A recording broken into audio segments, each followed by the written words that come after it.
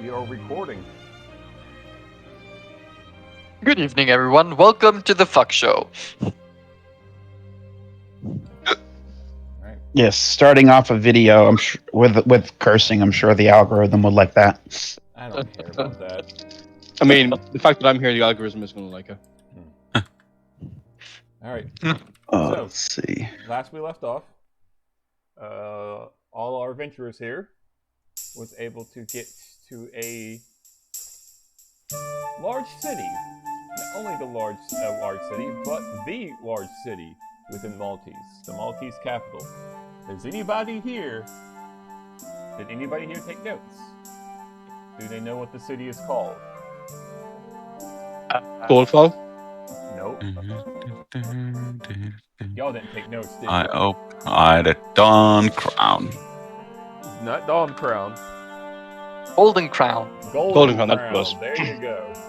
Colin, yeah. Golden Crown. Ah, Read the wrong. My other notes in D&D Beyond is higher than yours, so silence.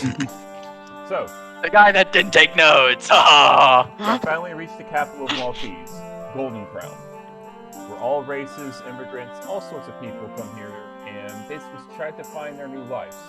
Here is the central hub of the Adventurers Guild. Your party has found it out and applied for it. They accepted you, however, you are required to do a recruitment mission. After spending a day in town, you got your mission. You are to clear out a goblin cave that is located about 2 days away.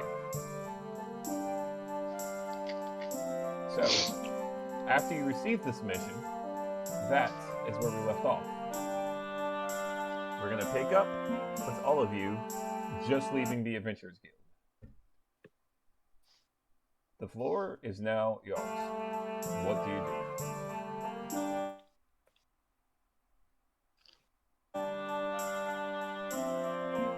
Sabatis is going to attempt to go find Trine. All right. Go find crime. You mean trying, right? Yep, that's what I said. I understood crime. I heard- I understood you did. It's not what I said. Please hold your turn. Sus. Alright. So, you attempt to find this man in the market district. Go on and give me a investigation determining how quick you find this man. Everybody, you see Sabatis just pretty much just walk at the Adventure Guild and just walk away. Oh, would wave. Good morning. Well, y'all already met this morning and talked with the Adventure Guild lady. So, Yeah, but did we talk with each other? that's up to y'all.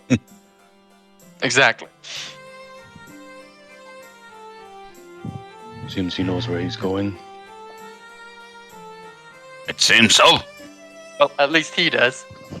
So yeah, Sabatis, when you have a chance, go on and give me a investigation check. Do we follow? Nah, I think we should let him do his thing. Like we did let you do yours yesterday. Did you even realize he was gone? He pretty much just left for a while, so I think she noticed. Maybe. Like, Oh. you were gone. With a Yeah, 19, you find it rather quickly. Over here, where it says the Scholar's Ward. It's not technically the Scholar's Ward. I'll drag your icon over here. Where you find yourself in the market district. So, Trine has a small little. It's almost like a hut. It's not even really like a store, almost. It's more of a hut. Just a tiny little, almost outhouse. And the store is called Elven Beauty.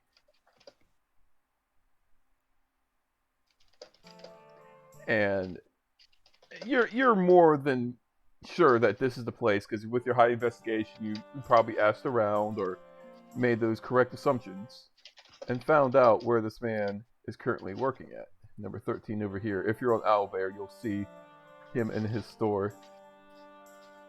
Little quarter store over there. If y'all need it, I'll repost the Owlbear link. There's 13. Found it. What, a different one?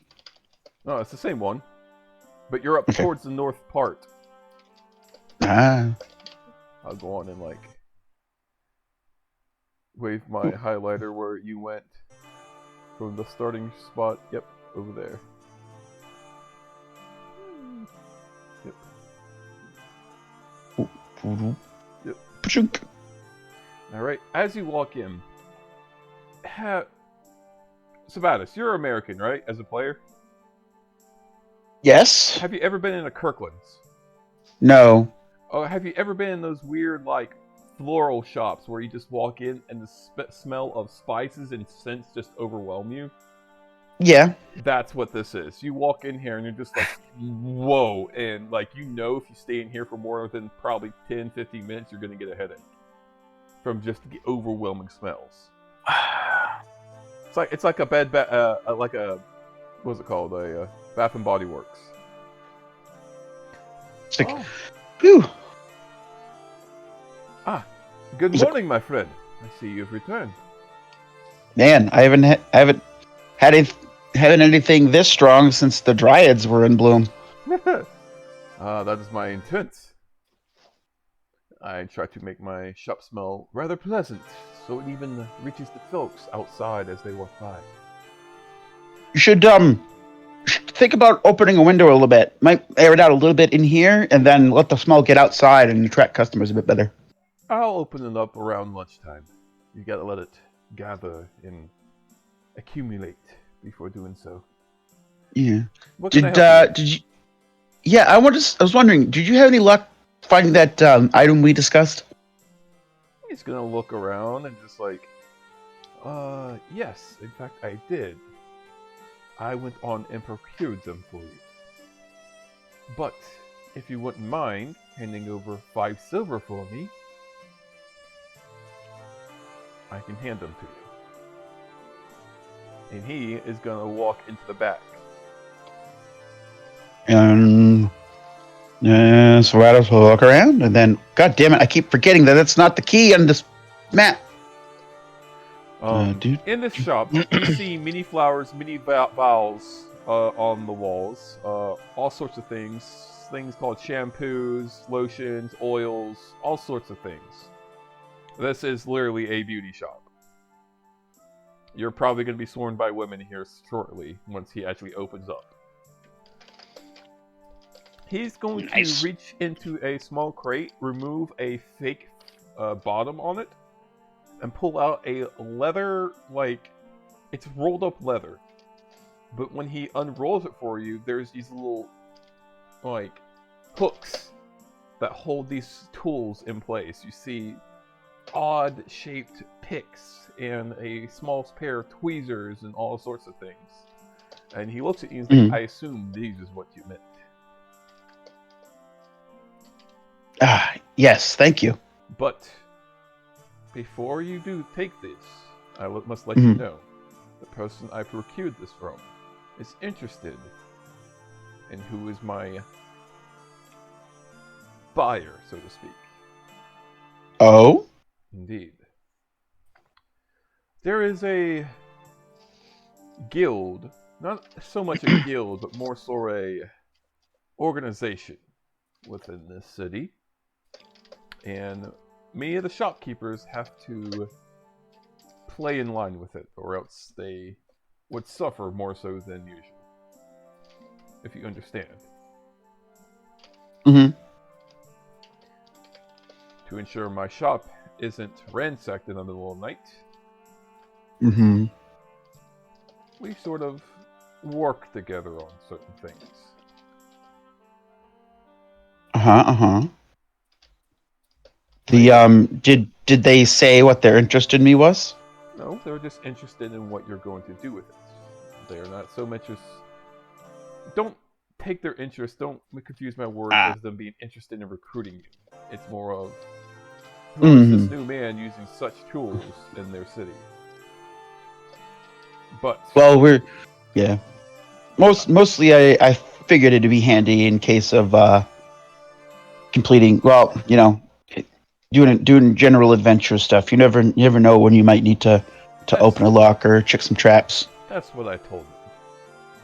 I told him you're nothing but an adventurer looking to do some dungeon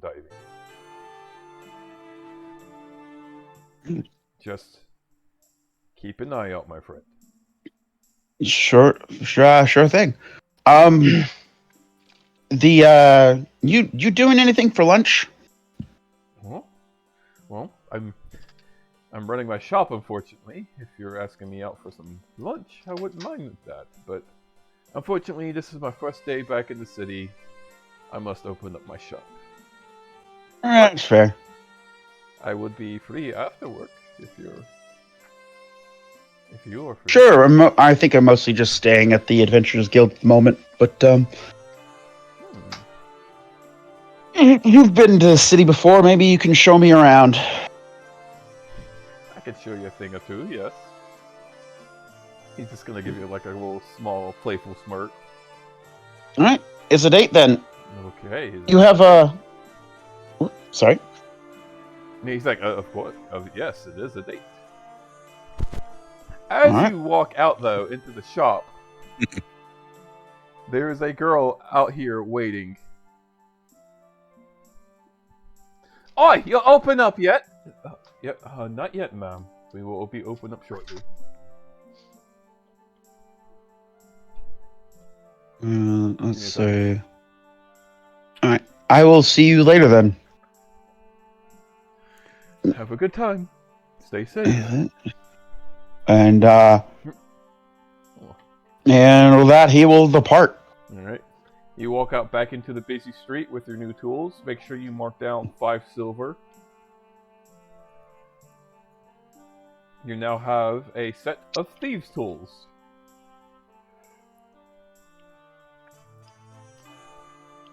And you have been given warning to keep a lookout.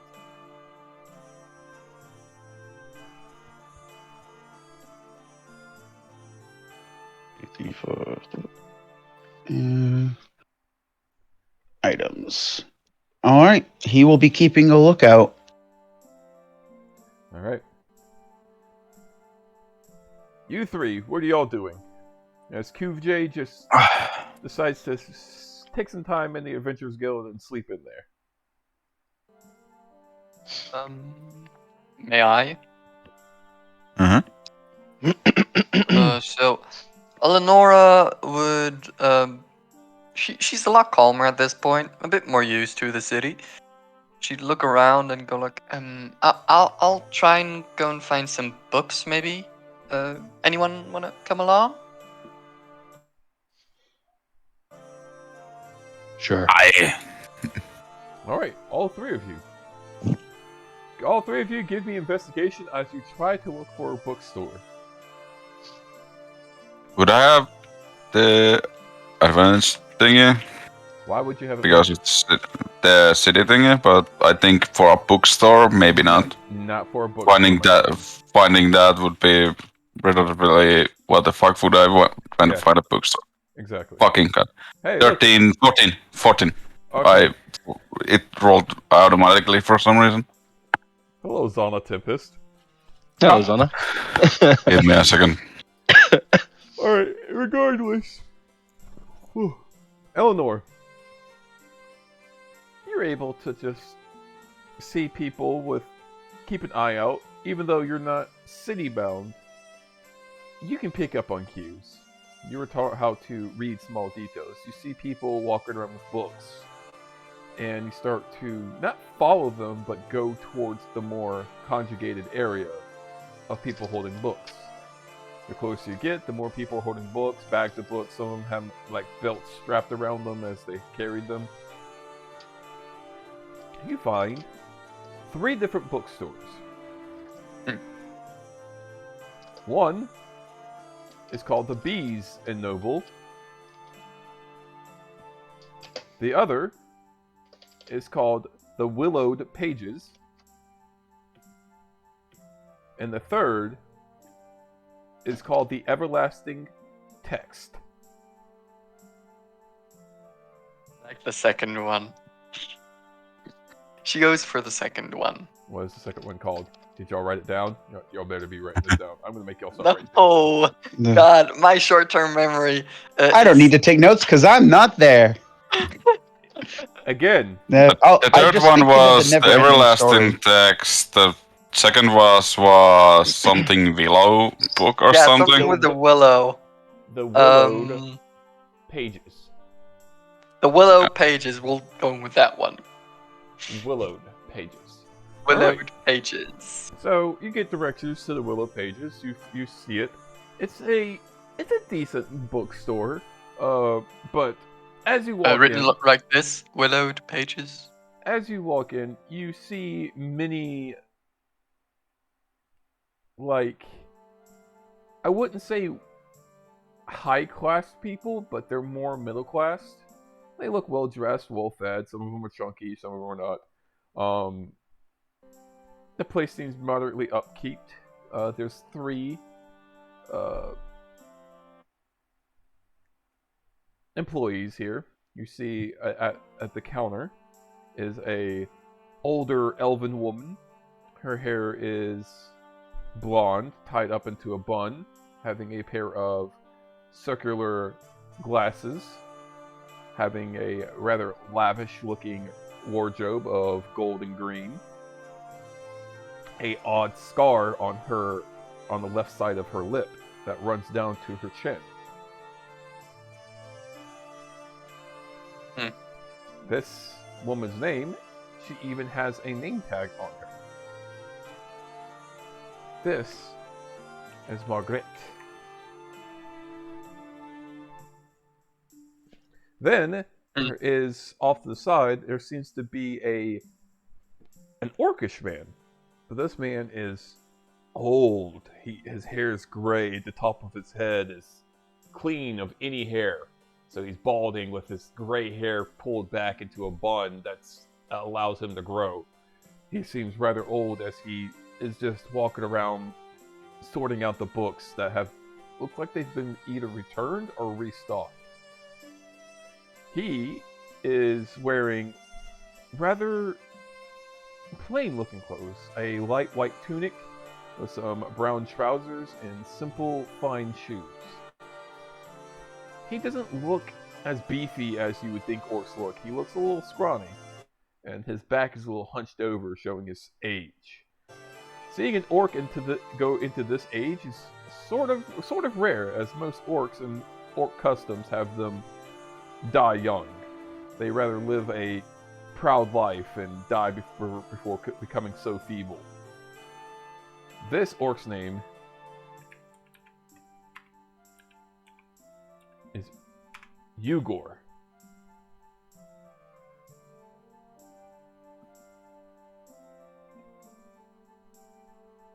Then the third employee is a small, tiny, dwarven woman.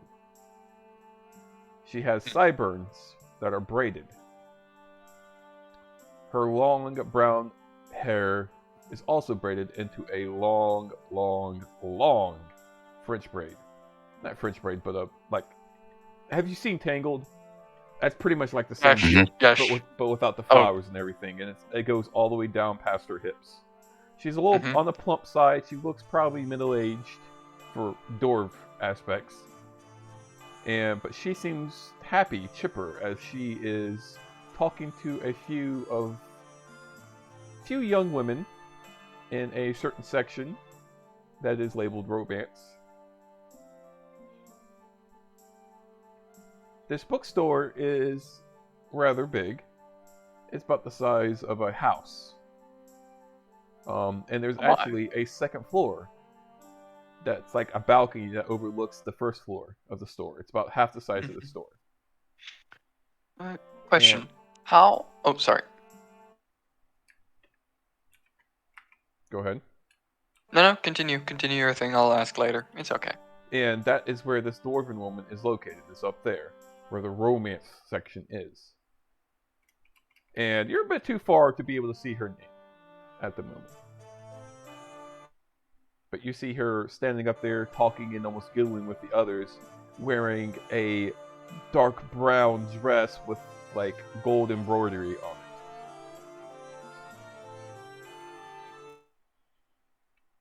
You're now in the Willowed Pages. What do, Eleanor? How many people are there about in there?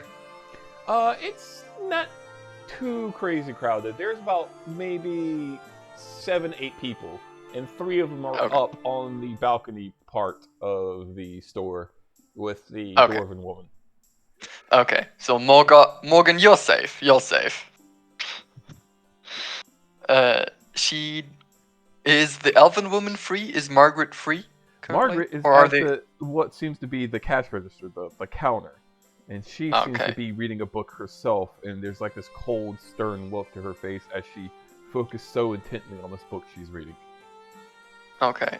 The orc is free currently, right? Or is Yeah. he? I wouldn't say free, but he's more or less walking around restocking shelves and rearranging everything and making sure they're in order. And he's doing so slowly. Okay, so. Give me a sec. I have to do something real quick. She'll be going up to the young orc. His name. Not young. She'll- This Or- orc is old as Old, fuck. old, sorry, old as fuck. Sorry, old as fuck orc to Ugor. Ugor. Ugor. She'd go up and like slightly tap him on the shoulder. Excuse me, sir. Do you have a moment? Yeah, what you need? Would you have some books for beginners? Books for beginners. People who just learned how to read. Oh, aren't you a little old? Was it just learn how to read now? I never really learned it. Well. She gets slightly flustered. She's kind of embarrassed about it. Yeah, I could find you some books to read. We don't have many children books in here, though. The ones that we do have are a bit for the educational purposes, so you won't find any fairy tales in here. Would you have something about maybe nature? That is kind of easy. Yeah. Well, Like beasts, perhaps. any books we have about nature wouldn't be suited for beginning readers. Oh. Yeah, it's more detailed. People come here for, and on top of that, a lot of our work here is fiction. It's not, we have a few non-fiction, but any non-fiction is more for educational purposes and requirements of schooling, if you understand what I'm saying. So yes. If you're looking for more non-fiction things, more education in detail, he kind of looks over at the elven woman who seems really focused on the book. He kind of leans in and whispers, I give it the everlasting text a look-see. They have more of the education type. But if you're, like I said, if you're looking for one of the baby fairy tale books to help you read, I'd try out the Bees and Noble. This is more of the entertainment part of reading. And you kind of like motion over to the women giggling up on the second balcony. We got a back room as well if you're looking for more of the explicit kind. But I feel She that tilts her head, kind of confused. Huh? Don't worry about it. So the books you have here are more like romance, if I understood you correctly, sir. Romance, we got mystery, we got adventure, we got a good series going on written by a local author called Ladies of the Rings. It's a really nice story about a bunch of dwarven people trying to take this ring up to some volcano or something like that. But I don't understand. They could just use a giant eagle to get to go where they need to go, but they make this 1 year long I'm Raymond. Sorry about that. I'm a bit of a fan of it, but there's a bunch of It's okay, sir. But yeah, I could show you what we got, but I don't think it's what you're looking for.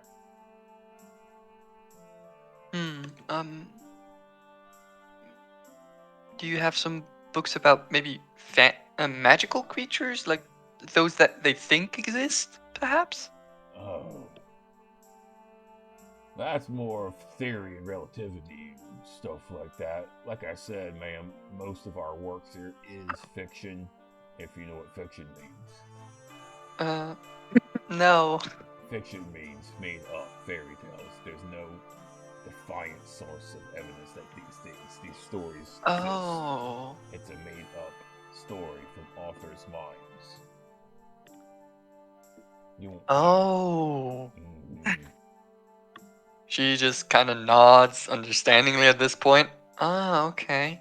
Yeah. Well, thank you, sir. I think I'll try the 2 other bookstores then. It was very kind of you to help me. Oh, you didn't hear that from me, though. Don't be going around saying you're going to try out the other books. He kind of looks over at Margaret, who kind of is like glancing up now, giving y'all on the other side of the store, mind you, but she's still like staring at y'all like, what are y'all doing over there?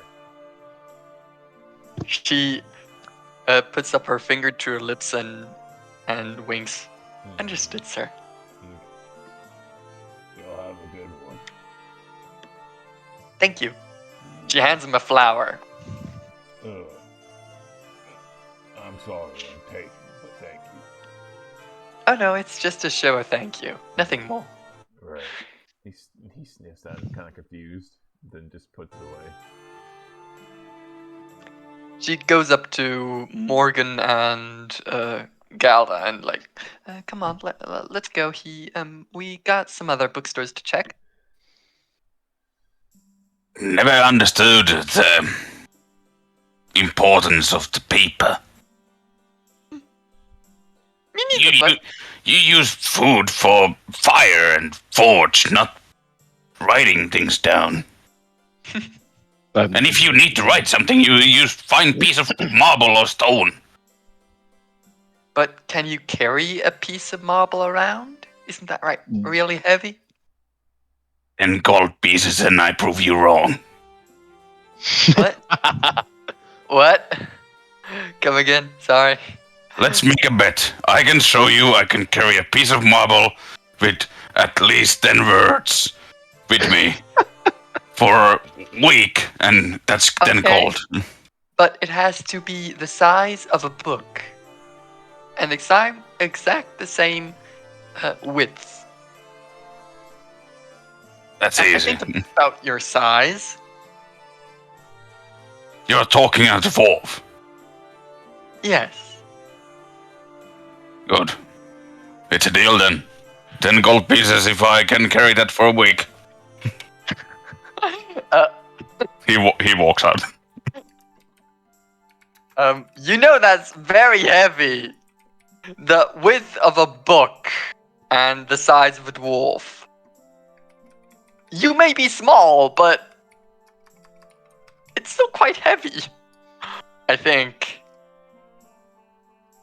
Nothing is too heavy for a dwarf. Okay. Let's make the bet 1 gold piece, because I don't have that much. Well, it's 3 a week, and I first need to find marble for it, so it can take a very long time to get that. We can just set aside that bet, because bets. I believe you. You can do it. Good. She'd then walk out and go like to the everlasting text.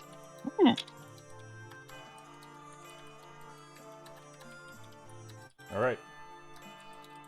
As you go in, this bookstore is a bit smaller. The Everlasting Text, you said, not Bees and Noble. Okay, the Everlasting Text. As you walk in, there's a few people wearing scholar robes as they walk by you. Many types of wizards, sorcerers, all sorts of people walking by you. Excuse me. This one is crowded. Instantly latches onto Morgan. Sorry, mate. If if any of y'all have any sense of arcane, y'all feel it in here. As y'all walk in and y'all see some odd, they look enchanted from even where you're standing. Odd scrolls that are placard and hanging on the wall. There's Galdar has proficiency in arcane. yeah, so you know that this place is more of the wizardy type of bookstore.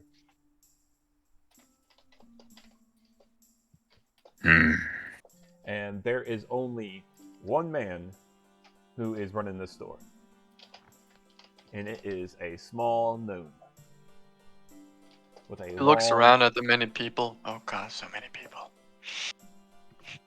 And this man, he's standing by the desk, and for how many people there is in here, it is almost eerily quiet. The only thing you can hear is soft footsteps and the turning of pages.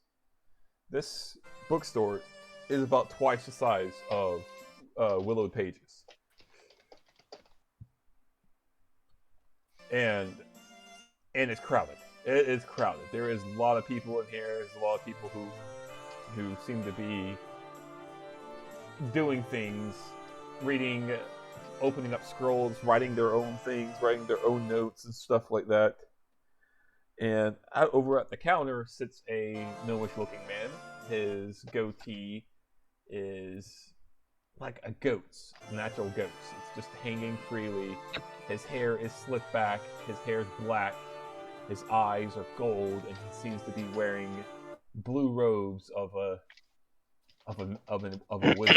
wizardy type. And he seems to be writing his own scrolls with odd blue monocles on. She very shyly goes over, like, pulling along Morgan. He goes with Wallach's after them, like... Morgan is her personal shield in a way. Her shield of people. He feels like a puppy that's been dragged around at this point. Yes, sorry, I'm sorry about that. She very slightly, very shyly looks at the gnome and goes like, "Excuse me, sir. Do you have a moment?" He continues to write. Excuse me. She tries to be a bit more louder. Yeah. Hey. Shh. Sir, but I have a question. He holds up a hand, still writing. She looks up at Morgan like, huh? Hey, book boy. He's gonna sigh, put his pen down as he puts not pen, but he puts his quill back into the ink vial. As he puts the quill into the ink vial, it shines a little bit. It shines a soft purple, and he just looks up at you. What can I help you with? Thank you, Morgan. I was looking for some easy books to learn a bit. Yeah, to learn a bit more how to read. Oh, you're trying to open up another school. No. I am trying to learn how to read. You're trying to learn how to read. Yes. Okay. Well. Okay. He's gonna rub his hands and he's gonna be like, all right. He's gonna twirl his hands now, and then right in front of him appears another one of him. And he just looks at all of you. All right, follow me. And he's just gonna start waddling off down the hallways, not the hallways, but the aisles. And the one back at the counter just sighs and then redabs his quill and goes back to writing. She follows, pulling along Morgan. You'll have to move past some people. And all these people are kind of like mumbling to themselves very quietly as they read over some texts and stuff like that. But eventually y'all come to this section where there's actually two children sitting there reading.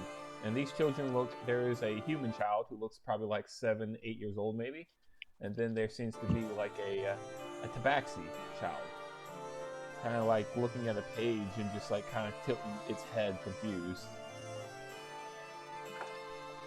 And the man just like, here you go, children's section. The tutorials for reading is right over there. The children's fairy tales are right over there.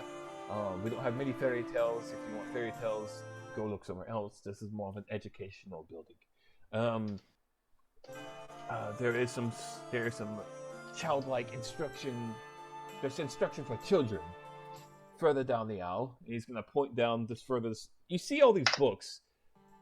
They're meant for children because you can tell by the colors of the covers of the book, the colored covers, and the area itself. It seems to be a little bit more, or at least attempting to be more child-friendly, with like odd drawings of, you know, creatures, playful creatures and stuff like that around for them to read.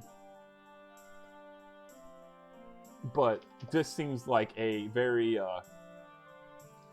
like the 60-year-old principal trying to be cool and hip with his students, you know what I'm saying? That sort of mentality. So, once he shows this to you, he's like, yes, but right down there, children's instruction on how to read, how to do other things, how to be a proper member of society, how to eat properly, all sorts of things you could find for your lack of education. So, is there anything else? I don't think so. Thank you. Actually, if I could see a section for ore, I would be glad. What kind of Mithril or adamantium would be nice. Adamantium. Okay.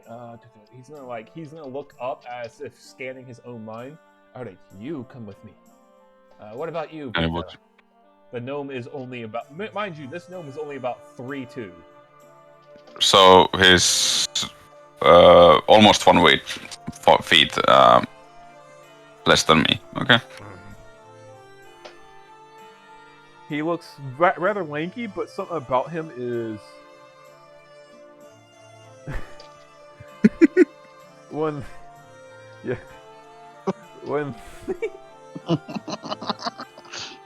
Completely derailed the DM.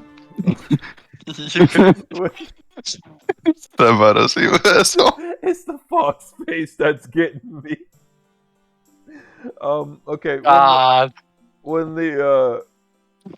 you look at this person, you can tell that they're of the arcane type. They don't look that physically strong or adept, but they look like they could dance around circles with you with magic. Yep.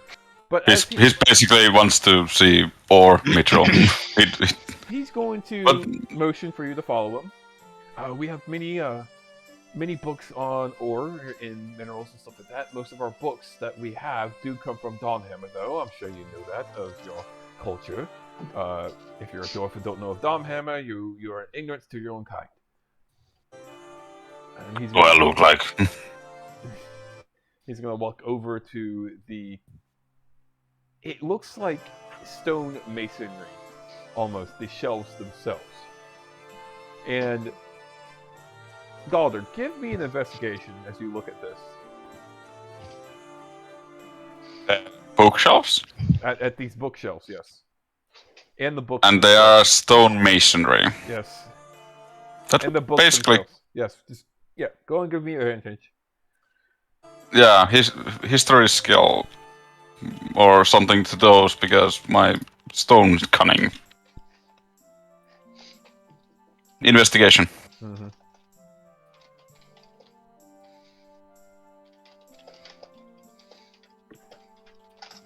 13. With a 13, you notice like at least a quarter of these books are in Dwarvish. And the stone masonry themselves, the stone shelves that they're hanging from, have been made by dwarven hands. They aren't expertly made. They just look like they've been made by dwarves. And the gnome kind of presents them. He's like, here you find all sorts of ores from the Feywilds, ores from the Material Realm, ores from the Abyss. If you're looking for adamantium, I'll try down there in the beginning section. It's all in alphabetical order, mind you, but some of the books are in Dwarvish. I'm sure that won't be a problem for you, as most No. people who find interest in such things are either orcs or dwarves themselves. I thank you. Of course, And he runs off. he just leaves. He's fucking running off Okay. to his dwarven book of ore. Okay, no. So you go to the you go up to the shelf. He goes and he starts going through adamantium, mithril, and I'm trying to think what he's been with. He's been with iron. Iron is the basic. Iron. So he would go through silver and steel. All right. Those four. So you find these books. Go on and give me another investigation, but you do not get advantage this time because this isn't Alright. mystery, or this is about your subject, but this is being presented to you in a way that you're not used to. Yeah, it's text. Yeah, this isn't your father or your family showing you how to do something. You're just reading. 19. All right, with a 19, you find a book that mentions mini silversmithing.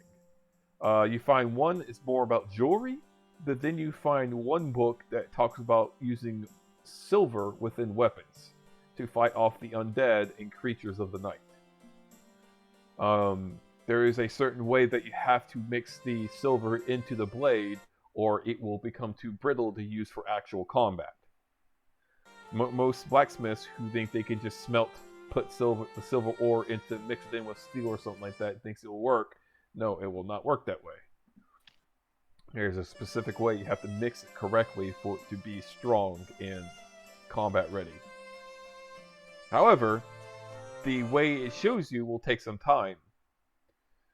Do you try to actually read the book, or are you just skimming it? He's more trying to read the book.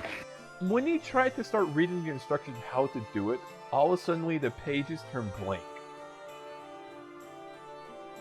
Buying situation. Alright. Now he puts that silvered weapon thingy to side, or more like carrying him with himself, and like start finding the other stuff that he wants to find. All right. What else are you looking for again? Mithril, adamantium, and steel. All right. So steel. There is about 10 books about steel. Steel is the hardy. It's the more pristine version of iron. Iron is the most basic of basic, while steel is it's the knight's armor. It is the armor that most people wear, that most adventurers feel like they at least need before they go into a higher tier dungeon. You don't want iron is okay, but you want that steel. And there's many books about it. There is books on how to make it better. There's plate steel customization. There's armor making. There's weapon making, shield making. There's unique structure making of steel smithing. 3 of the books are in Dwarven, mind you. They discuss about armor perfections and imperfections of repairing, making, and then adapting used steel and reshaping it into something better. That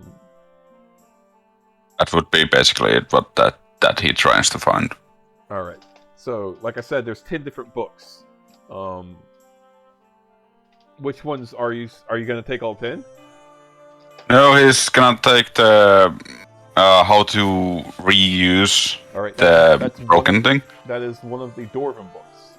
And it's Alright. literally just using old, beat-up armor, remaking it, and repurposing it for other uses. Yep. Without- And if there is some kind of like making your own steel, he would take that too. That is not a part of the Steelbook. There is a transmutation of ore book. And Now, mind you, this book is sort of like in the center, and it is thick. This book is like, I'm talking about all in caps, THICC. Thick. Yeah, fuck that. He's gonna take the one imperfections and perfections thingy All right. That when is, you're like making it. that is in Uh, common. Mm-hmm.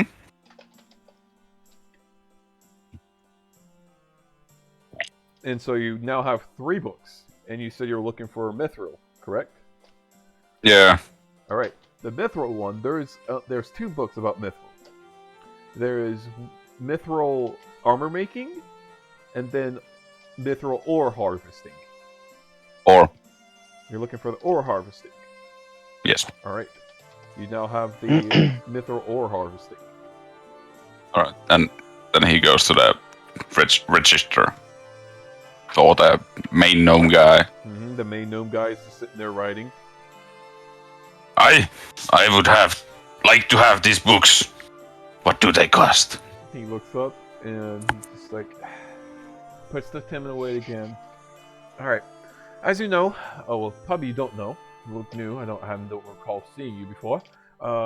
Books here are rather more so rented out than bought.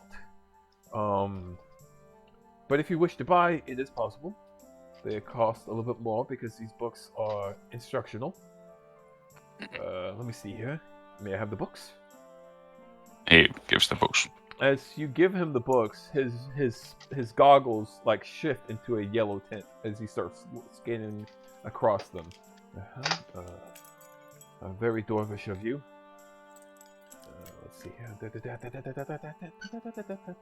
And he starts mumbling to himself. All right. Altogether, these books will come out to about 287 gold. He looks like Plankster. For printed word. Yes, for printed word. Printed word that you can take yourself and hand off to others for free. Printed word that will make you gain more money than they're worth. That actually makes sense. Eleanor would laugh in the corner.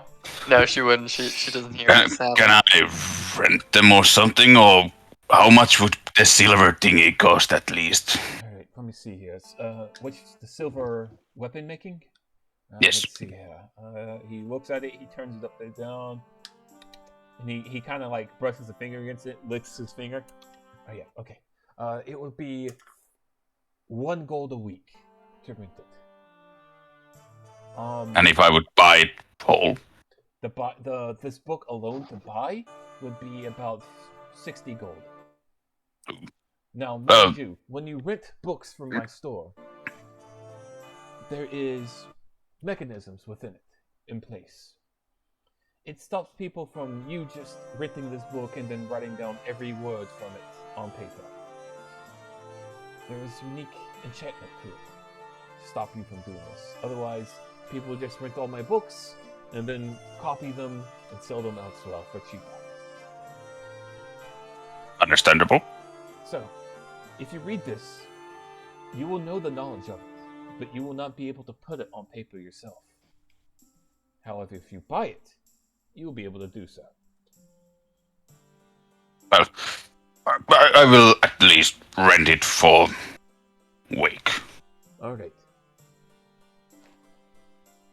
And I return these other things to the shelf until I can buy them. Don't worry, I will put them away for you. And he will swat his hand, and another version of him pops out again. And it just goes, ah!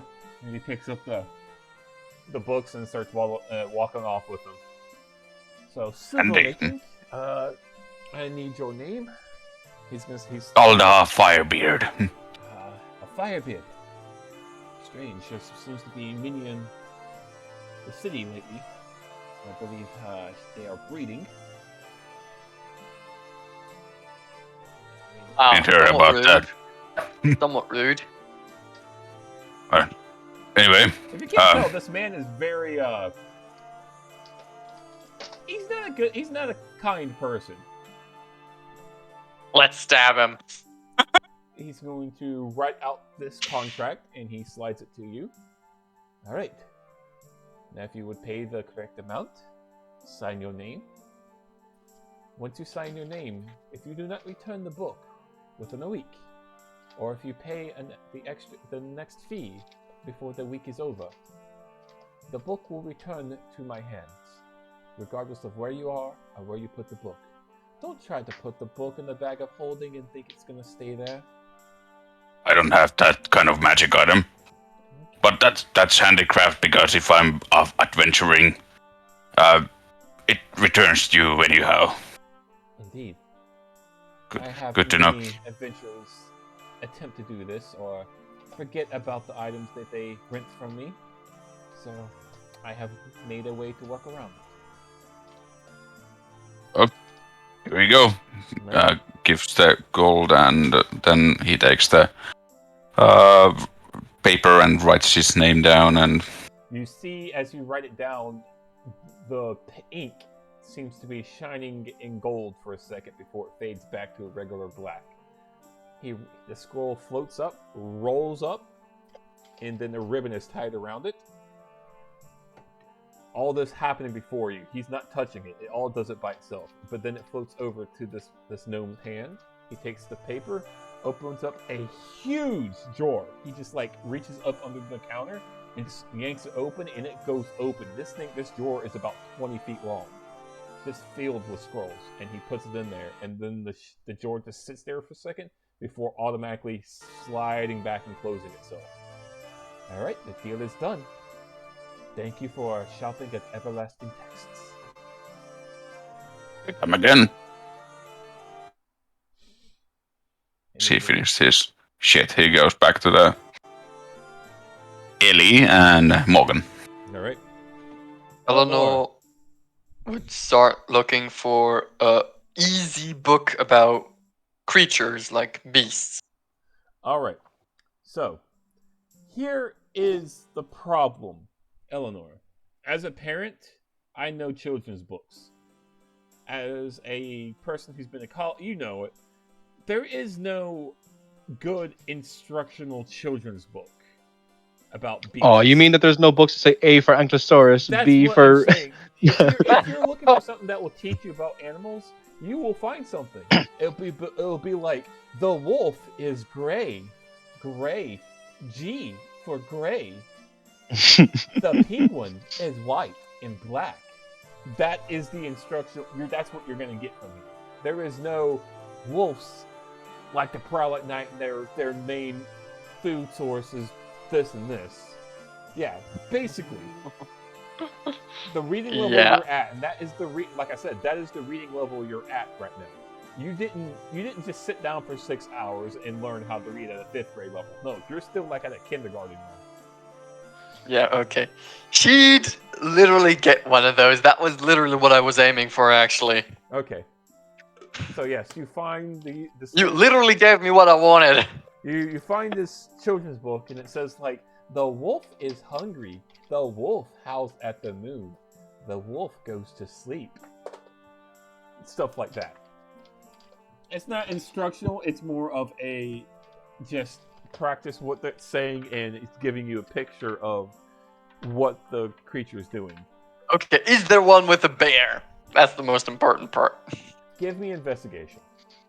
Okie dokie. You cannot find one with a bear. Damn it. You find one with a bird. You find one with a wolf. You find one even with an elephant, but no bear. I'll just take the wolf. Wolf is fluffy. So you have a children's wolf book, and it's like a Dr. Seuss book. So this will help her learn how to read, okay. It could, yes. At least basics. Basics. At least basics, that's the important part. Mm-hmm. Then she'll look, wait, actually, are there Elvish versions of this book? Give me another investigation, as now you're looking through this shelves for Elvish. She is an elf. Elvish or Sylvan? Elvish. She's a elf. Mm-hmm. With an 11, and your very limited knowledge on the written language, even of your own kind, you only find one. And it tells of a fairy who goes on an adventure to find her brother. Oh. And it's in Elvish. Yes. Okay, so she'd take that one too. She wants to learn both Common and Elvish. It's, yeah. Okay. The ones that probably fall the easiest to her, from what I know about learning languages. It is the same level. It is literally like the Moon Princess wakes up. The Moon Yeah, but Princess just in noticed her general, brother how is to learn gone. languages, Yeah. it's easier if you Yeah. you can speak the language. Yeah. The more you're exposed to it, the better. So I understand. Yeah, that's why Elvish and Common. Mm-hmm. That's why I didn't go for Sylvan. Mm-hmm. So yeah, she'd take those two and walk over to the counter again. Like, she's not embarrassed that she's in the children's section, but she is kind of flustered. Mm-hmm. And you come back to sir? the counter? Yeah. He's writing. She'd look up again and be like, sir? Excuse me? Look, I understand that you're new to reading, and I know this is probably your first time in my store. But he's gonna put the pen down. Most do what they need to do and put their books on the counter in front of me. There's no reason too much for discussion. Sorry, sir, but Yes, just give me the books. she gives them to him. Like, just Adventurous. He's gonna rub his brow a little bit and just look at him, and he's like, "Are you looking to rent or buy?" Well, depending on how much they cost. These are children's books. These do not hold much true instruction, but they do open the door to education. They're not as near as expensive as your friend who came in here with, but they still cost a penny. If you wish to buy them, I will sell them, both of them, to you for 6 gold. If you're wishing to rent, I'll let you rent them both for a week each for 5 silver. How much is 223 silver and gold? That is 26 gold. Yeah, you have 26 gold and 3 cents, basically. 26 gold and 30, yeah. Is it worth it? That's up to you. I have to think. Give me a sec. Okay, I know what I'm gonna do. I'd like to buy the one in common, please, Alright. and rent the other. Alright. So, that would be 3 gold up front for the book you're buying. He is going to go on and push that. Oh wait, no, 7 for both. Oh, I understood 7 for each. No, I said 6, right? 6. Yeah, 6. Okay, yeah, no, For both 6 of she them. can buy both. Yeah, she's gonna buy both. Sorry, I misunderstood there. I'm gonna buy both, sir. Sorry. Okay. He's gonna take both books. He's like, "Are you sure?" Yes. Okay, go on and hand over the gold, please. She takes out 60 silver pieces, if I calculate it right. Yep, that is correct. Alright. She takes out 60 silver pieces and stacks them in front of him, like 10 in a pair.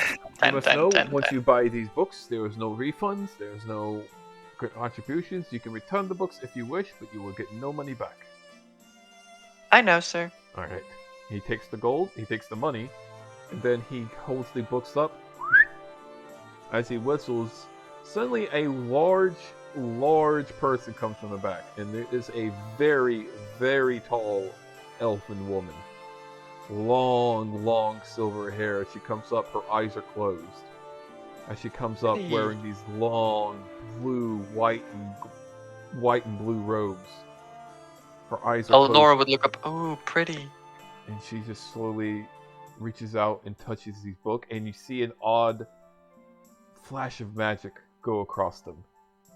But not go across them, but seems to be like breaking down from them. And then she touches the other one, and the same thing happens. Alright. Thank you, ma'am. And she just nods slowly and just sort of drifts. It doesn't even look like she's walking, it looks like she's drifting. And goes back into the back. And he puts the books down back in front of you. Alright, they have been disenchanted, so they are no longer my property. And they are now yours. Who was that lady? That was Mistress Vavanira. Vavanira.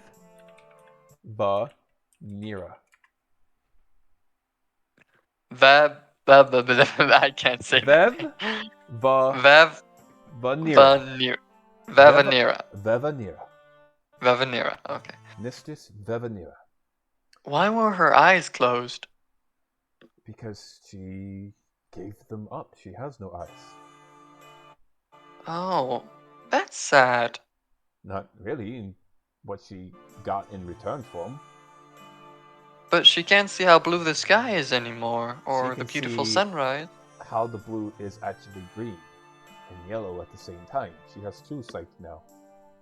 Oh, If you know okay. what true sight is, seeing you can't Uh, even read at a basic level.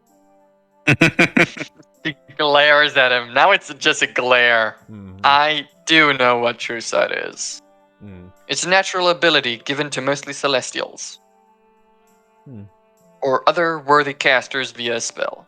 Thank you, sir. She takes the books. Alright. She has a lot of base knowledge about certain things, but not high knowledge. That's... She just takes the books and grabs Morga and just walks out. She's pissed at this point. Make sure you have a juice box when you read those. Laughs when I'm walking out with them. She grabs to her belt where there's a dagger, but she doesn't pull it. She's like, "Thank you, sir. I'm sure a juice box will help. I hope you're... No. I hope you have a nice day." And he goes back to writing. This is why I don't like people. She curses in Elvish. I hope his bookstore burns down. Okay, I think I got my 2 books. Do you two mind if we visit the other one, too? I have nothing better to do. What? So, Be in nobles. bee and Yes, nobles. be in nobles. Bees and nobles. So, Bees Nope. and nobles. yeah, walk to this one. This one is the smallest out of the 3. This one seems to be a more ragtag bookstore, and you see it's almost empty. There's like one person in there, like kind of looking through the books. And Morgan, you know that one person looking through the books, because as you walk in, you can just hear. Oh no. The clerk is a human man. He has a mustache goatee combo. He looks, Mustache goatee. yeah, he looks rather, he doesn't look bad. He looks like an average, your generic man. But the thing about him is, along his right arms is sylvan tattoos. And I read them with my basic reading. No, you cannot, ma'am. Nice. Oh, welcome to Bees and Nobles. How can I help y'all? Would you have any basic reading material? Possibly. He just shrugs and just like, you're more than welcome to look. I like this one. It's chaotic. It's we're more of a donation bookstore.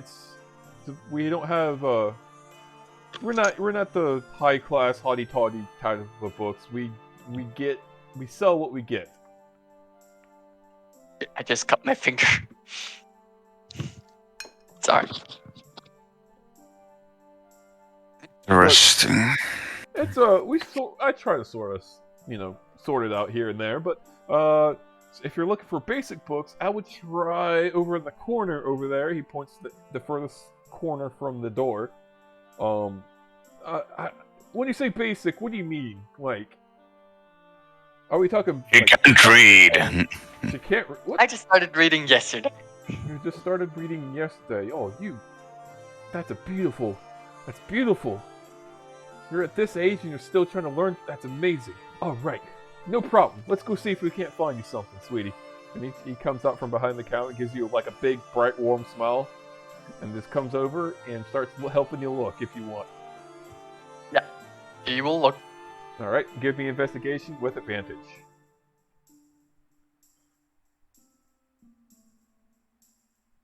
With a 15, guess what you find, Eleonora? You find a book called Goldilocks and the Three Bears.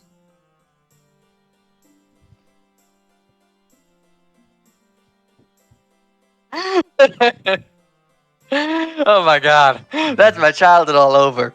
Mm-hmm. The book though looks a little ragged, and there seems to be some type of stain on the corner, on the top right corner, and that has stained through and stained all the pages. This, everybody, if you haven't already picked up on it, is a used bookstore.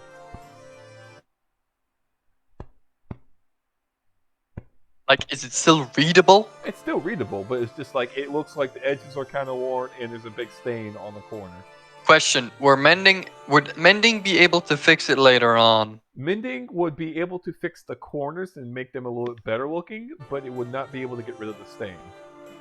Because mending fixes the structure. Yeah, mending only fixes. Yeah. And stain isn't really breaking something; it's just staining something. She looks at it. Oh, this one looks fun. What's it about, sir? Oh, he looks at it. I think 3 bears and some chick. I think she gets into trouble with these bears, and they. Yeah, I think it'll be perfect for you. I'll sell it to you right now for 3 bronze. Sure. 3 bronze is fun. Goddamn good. All right, go on and take off 3 bronze. He will hold his hand out to take the bronze from you. She gives him the 3 bronze. Don't you mean copper? Whatever, yeah, copper. You confused my ass over there. Okay, 3 copper taken. Mm-hmm. Now you have a book of Goldilocks and the 3 bears. You know, it's 3 books. What about you two? Thank you. Y'all learning how to read too?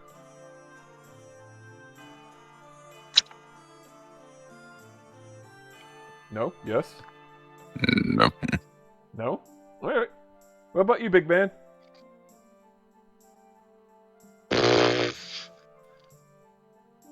Just kind of stands there and shrugs. I got a book for you, man. He's gonna walk over and pull out a book and hand it to you. It's called The You can look at Stone the cover. Silence. It's not a thick book, but it's a hefty one. I'll sell it to you right now for 4 copper.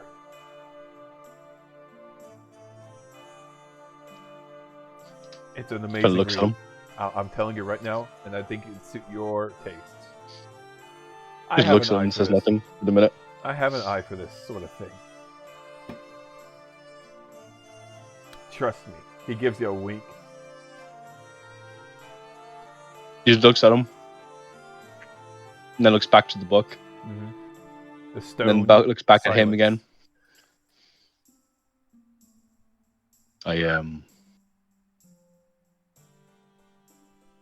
I don't really need to need.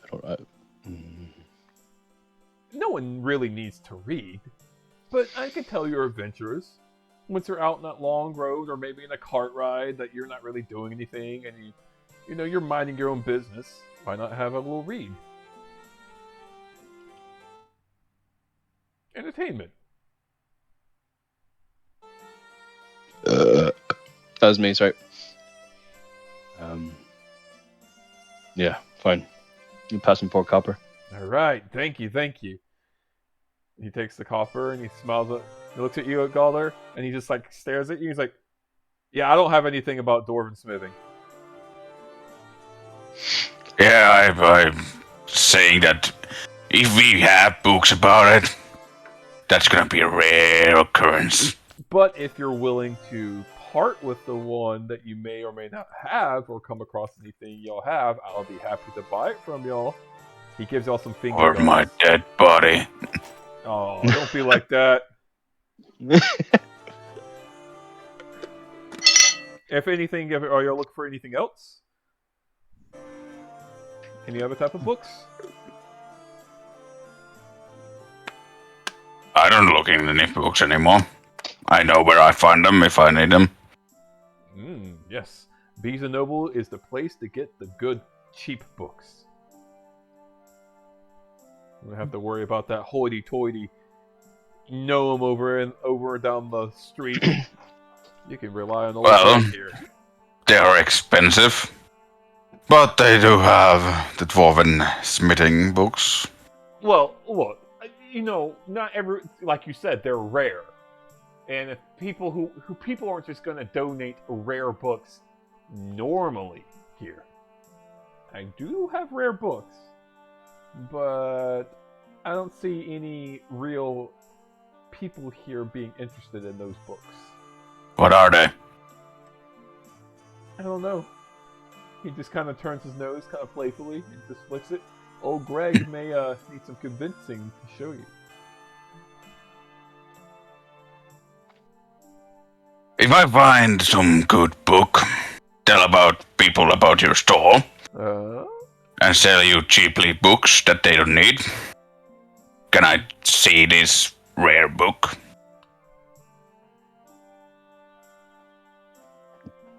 Make it a deal. And he holds out his hand. Free Takes his advertisement. hand. Alright, free advertisement. Alright, come with me. And he goes over to his store, counter. He reaches up under and he places 5 books in front of you. One is in an odd language. Do both of you follow Galder as he goes over to the counter, or do y'all just mind your own business? I follow, at least. Yeah. I everyone else drag him follows along. There's Yeah. 5 I drag books. him along. Okay. He's more or less being dragged. Yeah, there's you 5 don't get a choice. Goodbye. There's 5 books. One book is called The Silvered Dragon. This book is literally the cover itself. Galder, this book has silver made into it. This book right here, written by Havrick, the Silver Dragon himself. Ooh, Silver Dragon? If y'all would like, y'all can give me a history check. History check.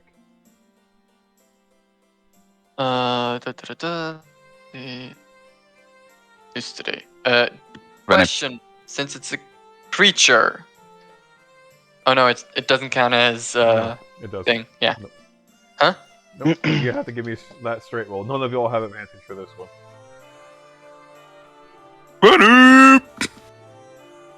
Morgan, are you Low gonna roll? intelligence! What do you realistically know? Yes. There Okay. is a chance he would know. And you don't No, know. he wouldn't. Galder, you heard of the Silver Dragon. The Silver Dragon, Havrick.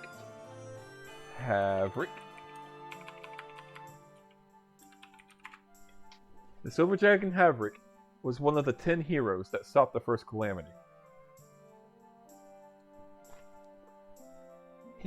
After the first calamity was stopped, he became more of a recluse, a wizard, so to speak. And he spent the next probably 1,000 years writing books. His books are rather well sought after because they have odd enchantments to them. They have some rumors here and there have been said that if you read this book in its entirety and understand it, you can gain abilities that not normal people could gain from books.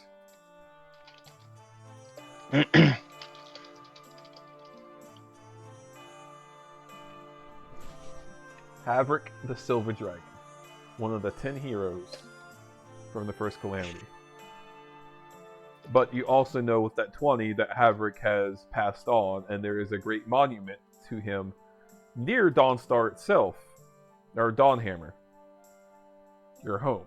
There's a large temple dedicated to him, almost like he's a deity. Alright. The next book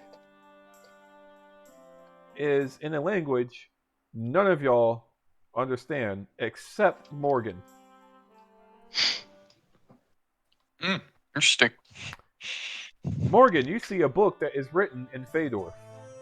Mm-hmm. And it's called The Gaia in Its Home. Immediately points that one out. How much? That one? That one will cost you 600 gold. Fuck. That's a lot of gold. Let's go get some goblins then. I do an insight check and just see if this guy is trying to fucking rip him off. Go on and give me an insight. You have Hey, no Alex, fucking. it's- You have no fucking idea. You think this guy is the most trustworthy man of all time? Don't got 600. Nope. Sounds like you're not getting the book, unfortunately, right now. Eleanor would just tap or pat Morgan on the shoulder. Once we have some missions, I'm sure you can get it. This book right here, I was given to by a local Feydorf.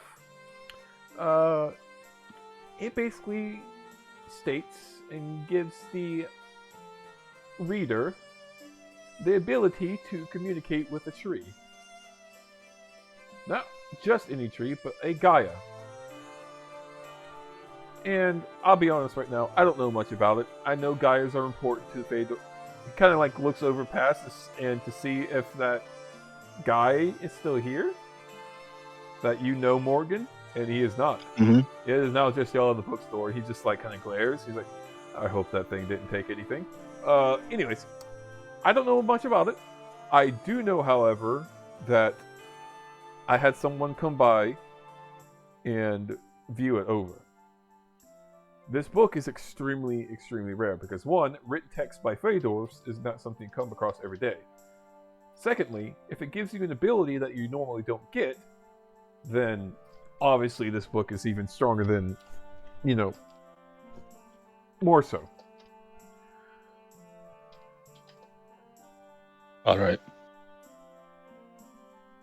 So, I'll probably have it still on standby. Not many people can even read Feydorfs. There's a few scholars and even a few Feydorf that live in the city, but no one seems real interested in this book. But if you're an adventuring type and you come across Feydorfs, it may be the book for you.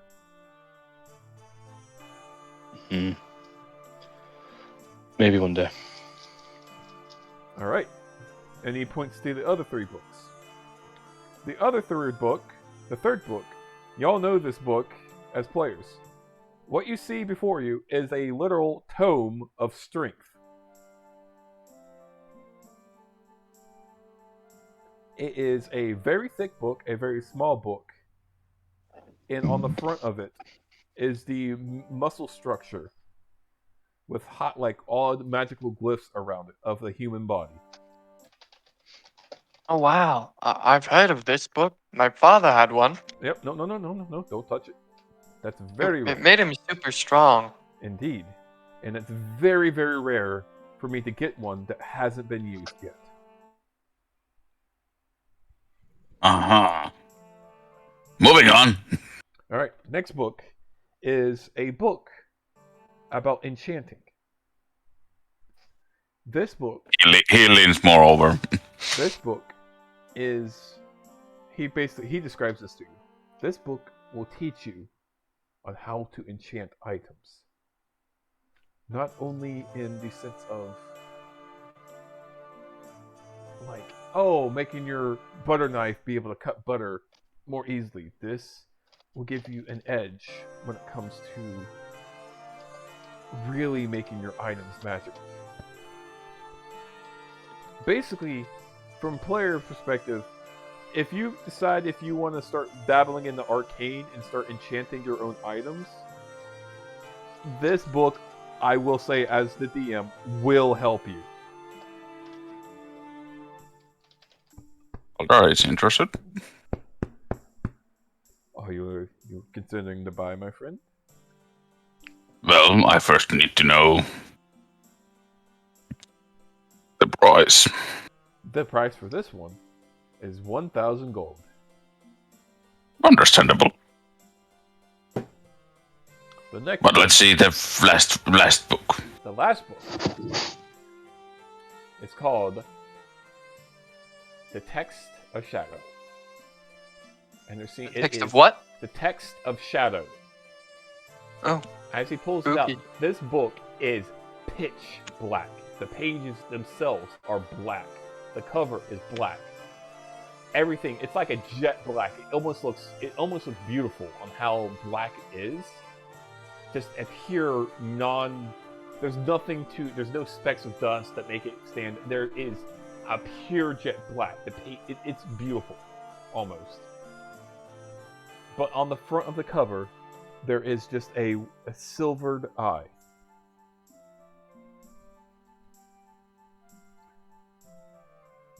As a player, DM to players, if you're the sneaky type, this book is for you.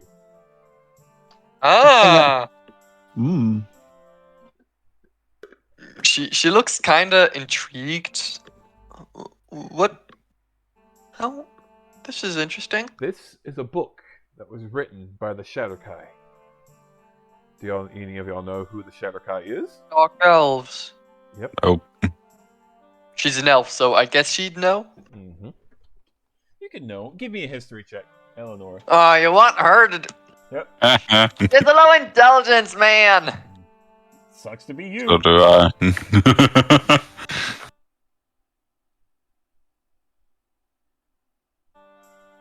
Yeah, with a 16, you heard of the Shadowkai. You've heard of like the different subspecies of elves. You know the Shadowkai are more in line with the dark forces of nature. They're more of the ones who dwell in the dark, rather than wood elves and high elves, stuff like that. The people who are just like out with nature and skipping in the sunlight. These are the ones that are within the dark. And you also know that the Shadowkai were once the bad guys of the first calamity till they switched sides. They are known. The dark elves, huh? They are known in this world, within Albion, as the Betrayer Elves. But because of What? them. But because. The what? Go ahead. The what? The what? The what did you say? What did you call them? The Betrayer Elves. The betrayer elves. Okay. Yes. But because of them, the calamity was possibly won. A lot of credit goes to them for betraying the gods that they serve. But with that win came a sacrifice. They were sort of labeled as betrayers, and not many people can trust them. Betrayers. She looks kind of intrigued. Interesting. A book from them. This, indeed. This book was made by a high scholar, from what I've been told. Mind you, I'm just a businessman. And I can tell people who don't dabble in things that people don't usually touch miss out. And books is something people miss out on. Some good profit in it. But this book here is very rare as well as these other four. This was written by a Shadowkai. I cannot read it, but I can tell you, if you're more of the one who sneaks in the shadows, I can tell you without a doubt, this book will help you on this kind of stuff. Interesting. How much? 800 gold. Insight. Give me insight. This man's got to make a profit somehow, but he can tell that this book is... He's definitely not willing to give you this book for anything cheap at all. And 800 seems his going price. He seems to be pushing it just a little bit, but he is a businessman. You can tell he's not trying to take advantage of you, but he is trying to make a profit. 6K. Interesting. Indeed interesting. Well, not many can read it, so... Nope, you have to be able to speak, you have to be able to read Dark Elvish. And you can hardly read, right? You'll get there. Maybe one day, this will be your end goal. There's your quest right there, adventurer. Please do not taunt me. I'm I not don't like taunting that. you. I'm not taunting you. I'm giving you some motivation. I already had that other dickhead taunt me. I'm not taunting you, sweetie. I'm giving you motivation. And don't call me sweetie. Oh, now you're getting a little uptight. I'm only mean. I don't like people calling me sweetie. Anyway, how much for the Havric Silver Dragon book? The Havoc Silver Dragon? That right there is 1,500 gold.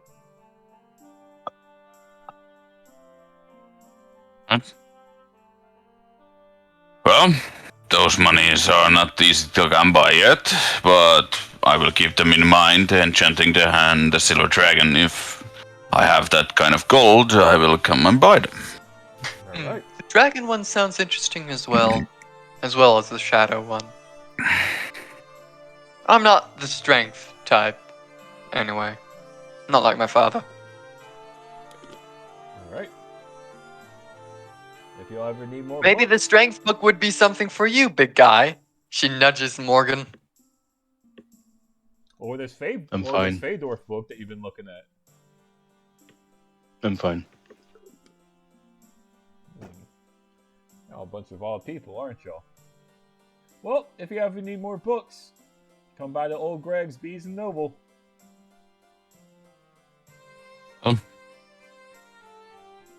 You guys got your books?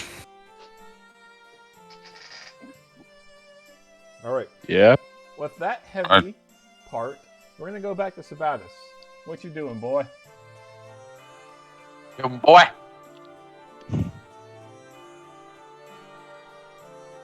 Is he alive, boy? Are you there, Sabatus?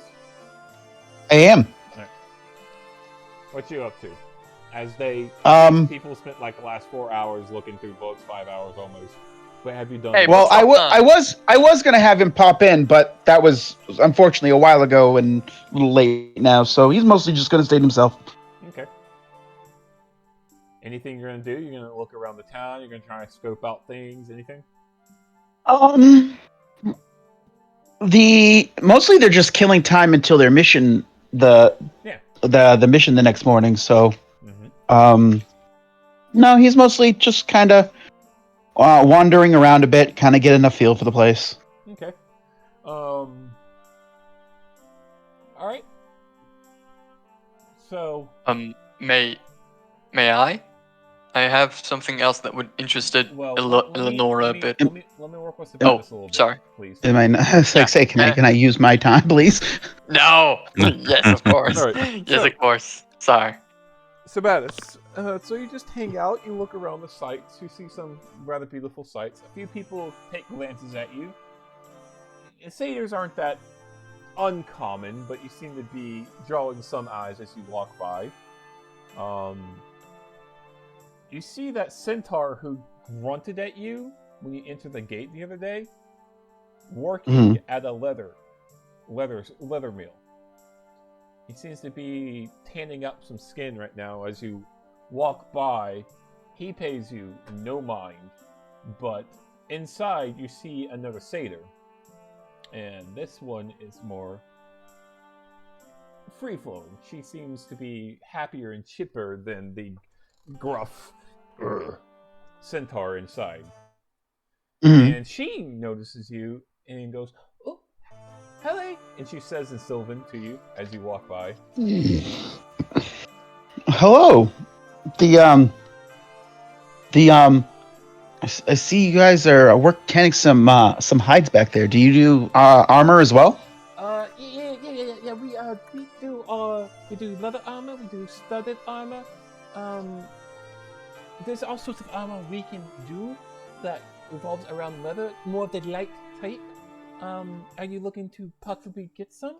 Because here, let me go on and post a picture for you of her.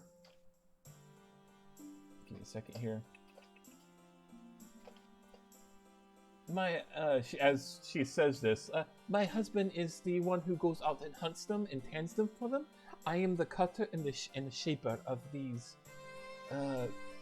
hides, so to speak. All right. Maybe a set of studded leather would be good. I can only really use light armor, but currently lacking any. Not a problem. Not a problem. Studded leather. She's gonna look it over. She's gonna look back at you, and then kind of like, do you mind? And she points at your body. 1 second. I need to mute the bot. It's starting to give me the looping song is starting to give me a headache. Continue. She looks at your body and kind of points to you, like, do you mind? This is her body. Not at all. He says, going out so she can do measurements and stuff. She'll pull out measuring tape and start, like, addressing you and figure out your measurements. Okay. By the way, this whole time she's speaking to you in Sylvan, and her husband is just ignoring everything. He's just tanning the hides and pulling, like, getting the fur off of the skin and everything. And she trots back inside to the store and trots back out, and she's like, okay, so we have a set of studded leather that could fit you. I would like to make a few adjustments first. However, you said you were in a beginning adventure. Did you say that? I did not, but it's a good guess. I could tell because of just what's on you. You walk in a city full of adventurers. You start to get an eye for it. How much money do you have on you? Because my studded leather usually goes for about 40 gold pieces each. Ooh, I wouldn't be able to do that then. I only have probably about 13 or so gold on me at the moment. Although I do have a mission tonight or tomorrow. I probably will stop back in then to purchase it if I can. What's her name? Sabatis. Sabatis Stormcrow. My name is Eloa Flowerbloom.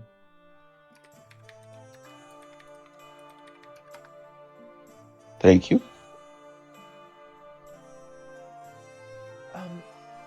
So, not to be that type of person, and my husband would probably rip off my antlers if I just gave you this studded leather. But I run by a business of, how do you say, I can't do business if my customers are dead. If you go into the battle tomorrow, my studded leather could save you from an arrow, from a sword, something like that. If you're willing, it would be nice. It'd save me from save a spell cast for me, but like I said, I should be fine without armor. I have my own means for stuff, but you would only benefit from it. Yeah, it would be helpful in situations of like ambush where I'm getting. Okay, if you're willing, she clasps her hand together and she's like has her fingers to her mouth, both of her hands, as if she's thinking. If you're willing, you're part of the Adventurers Guild now, correct? Indeed. If you are willing to sign a contract with me, stating that you will pay for the studded leather in full with a tiny bit of interest, I will give you the studded leather right now for 10 gold. But in time, I ask for the total that you give to me over time, obviously, 42 gold. A 2 gold profit for letting you have it for only 10 gold now. I can agree to that. All right, perfect. And she is going to trot inside, and she's like, "Come on in." As you walk in, it reeks. By the way, You can. Have y'all ever been Oh, yeah. near stuff that's being Trust me, it's a tannery. You can smell it from the block. Yeah. If not, Go ahead. my the city that I live in right now, it was originally a lumber town, like shipbuilding town, but when that went bust, it was a tannery town for about 50 to 60 years, which I'm glad I missed because yeah. It's a smell you will never forget. Alright. As you walk in, the satyr is going to be like, okay, give me a second here. It's been a while since I got any adventurers to actually come by. Most people go to the crafting market to get their armors and weapons and stuff like that. So we've been just making wallets and purses and like fashion. Well, I will definitely let the rest of my compatriots know about your shop. Hopefully, you'll have maybe I have some more business in the future as well. That would be so delightful, sweetie. Motherfucker. She's going to start writing down the contract, and she's like, okay, so when I don't know if anyone's told you, but if you write a contract, this isn't going towards you specifically, it's going towards you as an adventurer from your guild. Yep. So if you go back on the contract, the Adventurers Guild will take repercussions against you as well. Not to say I don't trust you, but hey, we're Fae. Come on. So she's going to hand you the contract, and it doesn't state that that you, blank, you would sign your name there, will owe her 42 gold in total by the end of the transaction over a 2-month period. She's given you 2 months to be able to pay this studded leather off that she's going to give you. All right. Will you sign your name to it? He will do so. All right. Probably a terrible decision to earn money by immediately getting in more debt, but you know what? It's a good deal, and he could use it. About has learned that he can take debt now. So, you pay her 10 gold, and she's like, okay, can you stay there and go on and take off your clothes? And she is going to turn around and start taking out the studded leather. Mm-hmm. Do you proceed to take off your clothes? Oh yeah, he's naked. Okay, so she comes up. This seems He's nothing. naked. There's nothing wrong with you being naked in front of her. She has no like, oh hi. No, she's just like, okay, and she is form-fitting it to you. And she's taking out a knife and like cutting pieces of these straps to let them fit more snug as they're supposed to onto you. This process takes about 45 minutes. You're just standing there naked as she is making sure this armor is perfectly fitting on you as it should. I mean, yeah, he's fine. He's from the Feywild. Clothes are a mortal thing. Yeah, same for her. You only see like a loincloth kind of covering her bits. As she, her husband, meanwhile, isn't even wearing anything covering him. He is just he is a naked horseman. Mm-hmm. So, as she straps you up and everything, you can now add studded leather to your inventory. Make sure you take off that 10 gold. And now you have a debt of another 32 gold to Alora Flowerbloom. Normally, the studded leather would go for 40 gold, but she is giving it to you for 42, but you have to pay over time. And you have 2 months to pay it off. Second.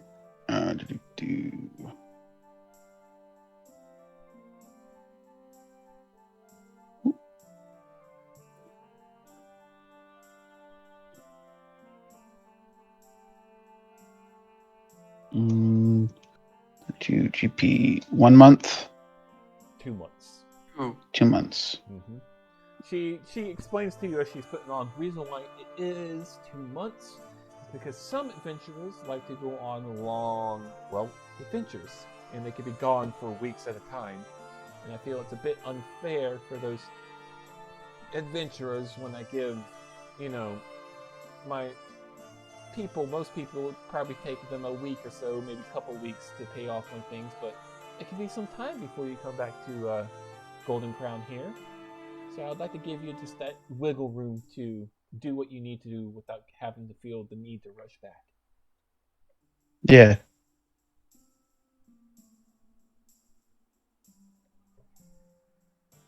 All right. Yep. Well, I will see you again when I have the money. It seems. I hope so. Also, if The you if you ever need like a good bag of holding or anything like oh, that. probably. Yeah, we sell. That's probably right at the top of my list of things to get. We sell those. Come here. We gotta look out for each other. And she kind of gives you a wink, like a fey wink. You know what I'm saying? She's not hitting on you. Well. Yep. He'll follow. Yep. And the centaur just like he doesn't even like care that you went in, got fitted, and leaving. He's doing his own thing.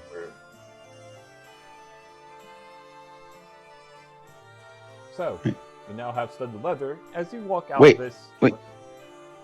I thought she told me to follow her to show her because she was showing me. Oh no, she made you come in, got naked, put a hook. And then what? But the part you literally just did, like where you said, okay, never mind. It just, I guess it was just worded weirdly. Sorry if I confused you. Yeah, she said, follow me, and she made you come into the shop itself. She wasn't going to have you stripped naked out front of everybody. No, you're inside her shop. Yeah. Well, okay. Well, before then, I had some stuff I wanted to say. All right. Naked Centaur. He's, as opposed to, don't make this into a centaur. How centaurs would wear pants meme. They wear it like this or like this. No, it's like, so how long have you guys been here in the city and the mortal world in general? I was well, I've only been here for about how long, honey? 20 years? 20 years. My husband over there, he was born in the material realm, but I was born in the Feywilds, and in his adventuring days, we met each other and, well, fell in love. He was my happy rock that I found that I couldn't just let go of. His happiness made me happy. The how often do you see others? You two are the I think are the first I've seen since coming here. There's all sorts of fae around here. You have to be careful. Some of them are a little mischievous. Some of them are good. Some of them are bad. It's all sorts. But, you're one of us. Just keep an eye out, and you'll probably see one within 15, 20 minutes. Walking around normally.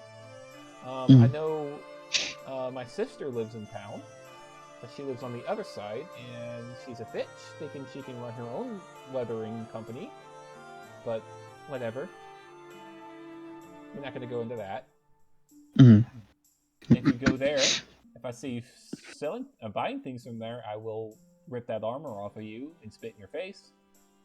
And she just smiles. What? That's rude. What did they do? They do the same exact thing we're doing. Exactly. She got jealous that I decided to open up shop with my husband, and instead of combining our talents together to form the perfect leather shaping, she went off and found somebody else to do the tanning for her, and has decided to open up a rival business against me. Thinking she is the better of us two. When clearly, my materials are much better. But to each their own, I guess.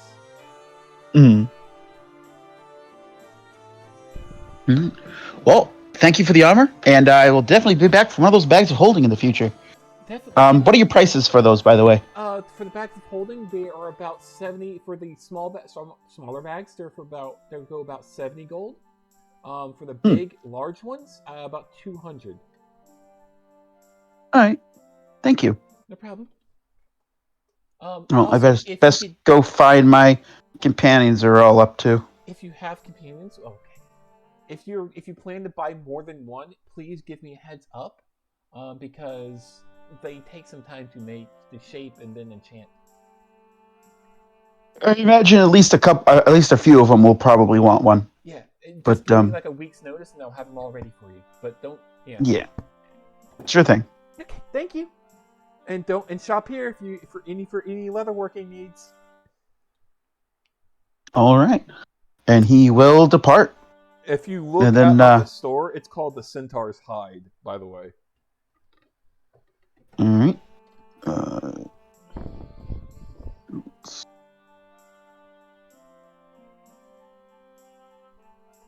Yeah, he'll go try to find wherever the others are.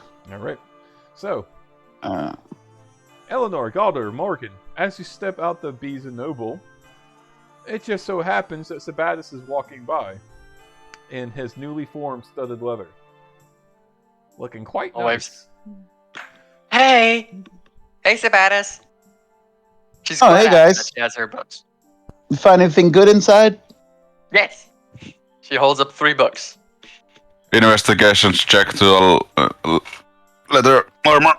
All right, give me investigation, but guess what, Mr. Stonemasonry, you do not have advantage because this is leatherworking. This isn't ore working or metal working. I have proficiency with leatherworkers tools. Oh, go ahead then. She looks at 19. Sabatis. Nice armor. This is how you say. This isn't pristine studded leather, but this is like a unique and almost beautiful set of armor. It's not 100% like, oh, this is battle ready, this is perfect, but this is like, it's made by someone with a very artistic hand. You can tell it's a fey cut, and it's something that you could not replicate yourself because everybody has their own art style, everybody has their own crafting style, and you can tell that this was made by a fey. Hey, Yeah, I found a rather lovely shop up the road there. They they were able to get me some a set pretty on the cheap. They fronted me a bit of it. Pretty. And turns out they also sell bags of holding. Hey. They said if we give them if we decided to order a few of them in the future, just to give them a bit of a heads up. But yeah, it'll be a interesting resource. Before I think they said it was about 70 for a small one. Prices are pretty good. Yes, indeed. And the armor looks pretty neat on you. She Thank you. taps the armor with a finger. Maybe I'll get one too when I have a bit of money. Possibly. You have to strip for it though. Wait, what? And he just continues on the Instantly conversation. Blushes. He instantly blushes bright red. What? I would have my leatherworkers tools, and I would have good leather. I would make, well, I could say maybe better armor. Which came to my mind. I need to go buy my leatherworkers tools. Maybe a good place to buy some leatherworkers tools. Where would that be? Chuck! The tinker's shop. You might get along with that centaur. That centaur who running the shop might have an extra set. They seem pretty well kitted out. He'll kind of point at in the same street, or is this farther down? It's down the street. You walk down the street about like 3 blocks, and you happen to walk past them as they exit the bookstore. It's about 3 blocks down that way. The Centaur's Hide is what it's called. Well, The nice couple running it. I had a promise with Jack to check his shop, the tinker's shop. The traders that we traveled to the city. That's an interesting place. I want to check it out. Right.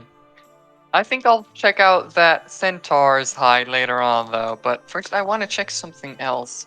Maybe someone here has what do you call a pet shop? I guess. A pet shop. Oh no. or something with a raven. I don't know. I just have a feeling that a raven would be fun. Y'all gonna have a blast when y'all actually get paid and have some coin. Yes. I'm already set on the books. What else I need? Morgan's pretty good. He's gonna be putting everything in towards this fucking thing that Walnut and Kiwi are making. Yeah, that's Eleanor does have some stuff to do, especially when she gets what her third level ranger thing is. All right. So what are y'all doing? Baldur is wanting to go meet Jack. I'll go check out a pet shop, but first, to Calder, I have to leave for a sec. Got a call. All right.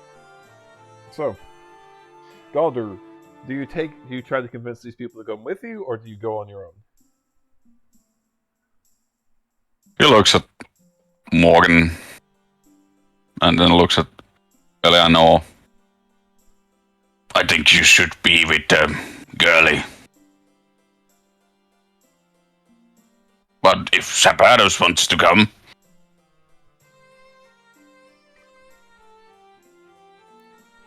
everyone left. I'm alone. Say again. Well, if Morgan, I think you should stay with Girly. Zapatos, if you want to come check the Tinker's shop. I'm good. I think I'm all spent out for today. I had for an ale. I think I'm good. Your loss. All right. So, Galder, you go off on your own to find this Yes. tinker shop of Jack's. Mhm. You do find it. It's in the same tinkering district. Yay. Now, mind you, Kuvje went to a tinkerer's shop, but this isn't the same one. Yep. This isn't a clocksmith. When you walk in there, you see all sorts of things. You see a odd.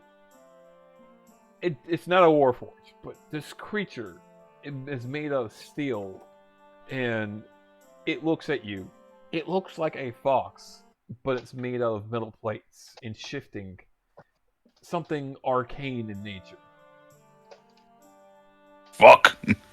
And Jack would be like, oh. You hear some clanging in the back. This is a small hut. There's many metal plates and gears. There seems to be arcane crystals just laying around, and he comes stumbling out the back. Welcome. Hey, the hero of the caravans. Welcome. I didn't think you would actually be by. Hold on. He's gonna shift. There's like black soot all over his gloves as he takes his gloves off, and he pulls up his goggles. Like, how can I help you? Well, if you have leatherworkers tools, I would love those. And if you have something else that I can buy with, looks his coin purse. 20 silver. 20 silver. Oh. I mean, I have 2 gold too, but he's gonna. that's my budget mostly for different stuff.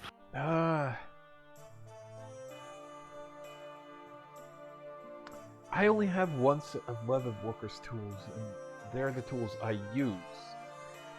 But, considering that you did save me, I'm willing to part with it. And I'll just go buy my own.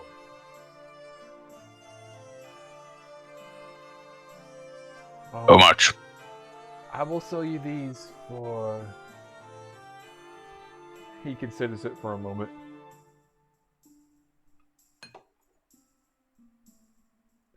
I will sell them to you for 15 silver. Here's a 20. Slams them. Thank you, friend. And he's gonna go, like, give me a second. I gotta collect it all the pieces up. And he just stumbles around. This place is very disorganized. And the fox is just... The fox, mind you, is actually small. It's just sitting on the counter, kind of looking at you. You hear the gear shifting inside as its tail sways. Clink, clink, clink, clink, clink, clink. And you hear odd clicking coming from it as it stares at you with its shining blue arcane eyes. Fox is like the normal fox's size. Yeah. Alright. Balda kneels down and looks at the fox. Click, click, click, click, click. You can hear the arcane mechanisms inside. That's a good steal. Wasted on something like that. Interesting. It turns around and kind of gives you its belly, but if you try to reach for it, it kind of like bites at you, but not like the playful like biting at your hand if you try to touch it. After about 5 minutes, the man comes back, kind of wrapping everything, all the leatherwork tools up. He's like, "All right, well, that put the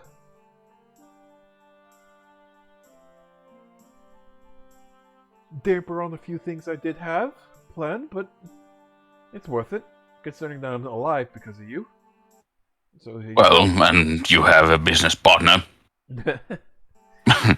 In future, of course. I think of at some point opening a shop. Maybe find some ore and do a little things. Perhaps we could make it a deal. Of course. I'm more of the I'm a constructor of arcane things. I help people make their constructs of the city. I'm not much of a salesman when it comes to buying products and selling products. I'm more of services, if you understand. So if I have a couple ideas of, well, what kind of constructs could be made, but I want to be part of those. At least in metal-wise. Of course. Anytime you're ready, you can come on by the shop and I'll see what I can do for you, man. Of course. And Now, if you don't have anything else that I could use... Not... Unless you're able to control he points to the fox, something like that with your own magical abilities, then I don't really have anything for you specifically. Like I said, I sell services, not items, so to speak. Most people bring me their ore or their construct ideas, and I build them for them. Fair. Well, when I have my stuff ready, I stop by. Of course. I'll see you then. Right. And he waves back and leaves the store. Alright. You have bought a used set of leatherworkers' tools. Alright. Galder, since you have proficiency in them, you know that these tools are rather old. They can get the job done, but if you roll a nat 1 on them, They break. no. If you roll a nat 1, you will destroy the thing you're attempting to do. And not only will they break, they will destroy the leather you're trying to use or tan or whatever. If you roll a 5 or lower, they will break. Alright, fair. Yep. I write that down, so 5 or lower, break the thing, alright. Write that up there.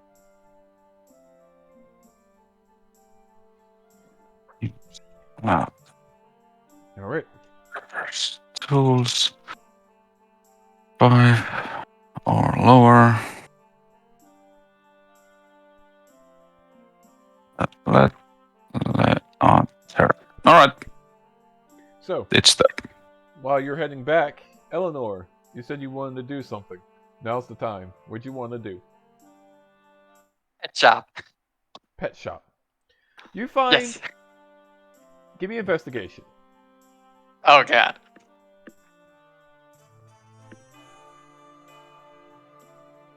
It's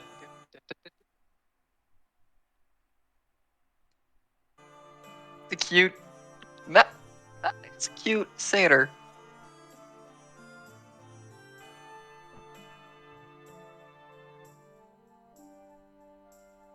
Oh, wrong character. Shit. Eleanor's investigation is a +3, so it's 13. With a 13, you find a pet store. You find that they do sell ravens. They sell puppies, kittens, weasels, hamsters, mice, bunnies, and snakes. He literally storms into there. Nothing is holding her. She just goes up and is like, and she talks to them, or she tries to. Or wait, how did it work again? I understand their mimicry better than normal people. You understand them, but you can't talk to them yet. No, you're just like most of these creatures seem docile. A lot of them are young. They're a bunch of children, just like they don't know what's going on, and they're children animals. They're not young, and they've been raised up in captivity. She just pets every single one of them. She just doesn't care. She just pets them.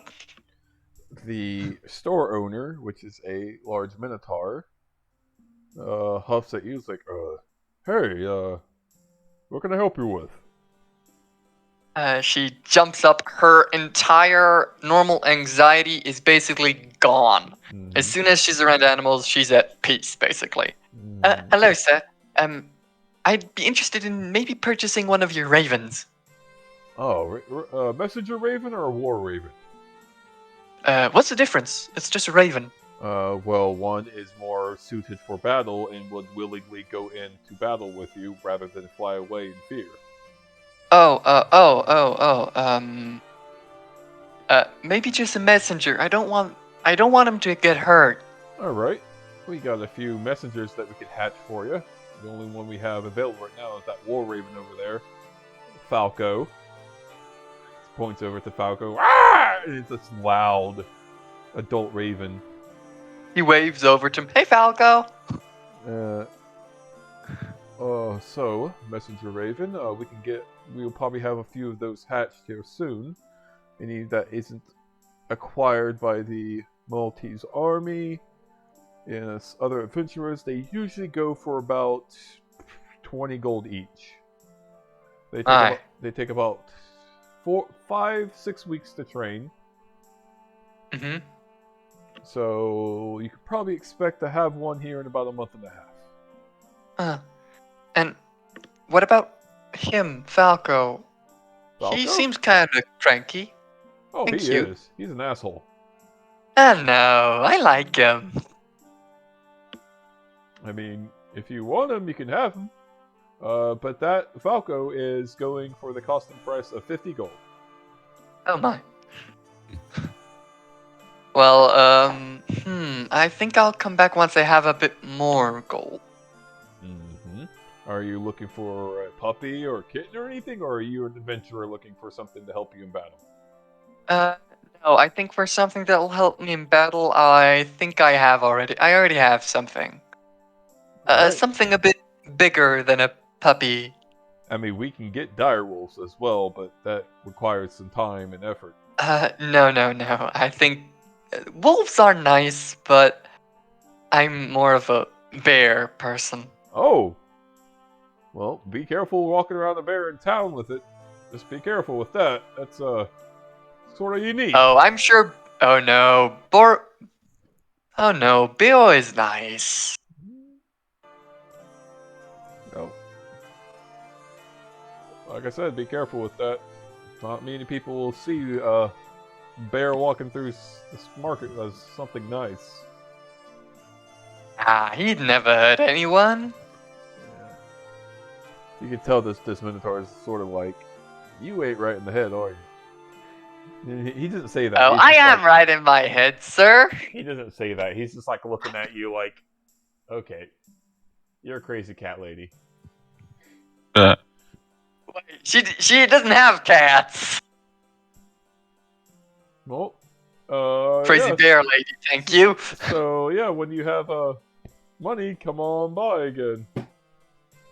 I sure will. She goes over to each creature and gives them a head pat. Even to Falco. Give me handling, please. With advantage. Not with advantage. For Falco. Why not? For Because Falco. Falco Okay. is an asshole. Boom, boy! With an 18, he kind of like looks at you and you feel like, oh shit, you're about to get nipped, but he sort of just like allows it now as you pat him.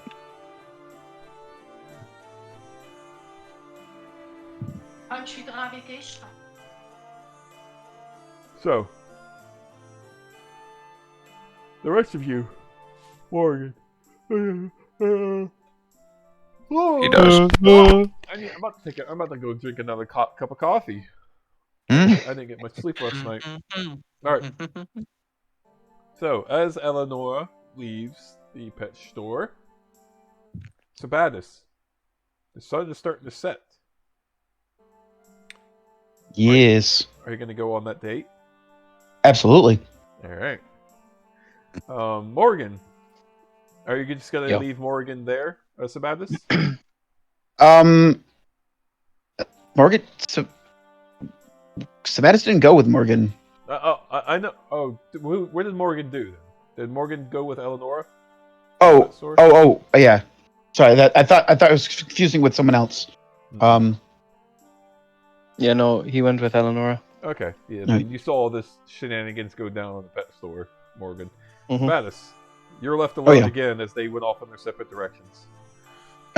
He's gonna go back to the area they were using before, the guild, and then he's gonna get ready, including bathing and using some of that shampoo. Ooh. All right. So, you're all prettied up. Give me, just for general purposes, give me a general roll, please, and add your proficiency modifier to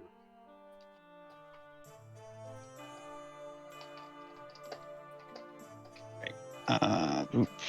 Here. And don't worry, I'm not gonna fuck you over and say, oh, if you get like a 5, you look like shit. I'm just determining something. Let's see. This one proficiency bonus is. I never actually used this thing, so.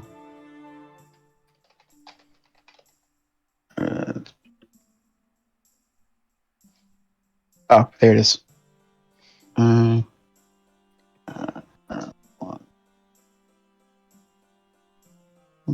Plus 2.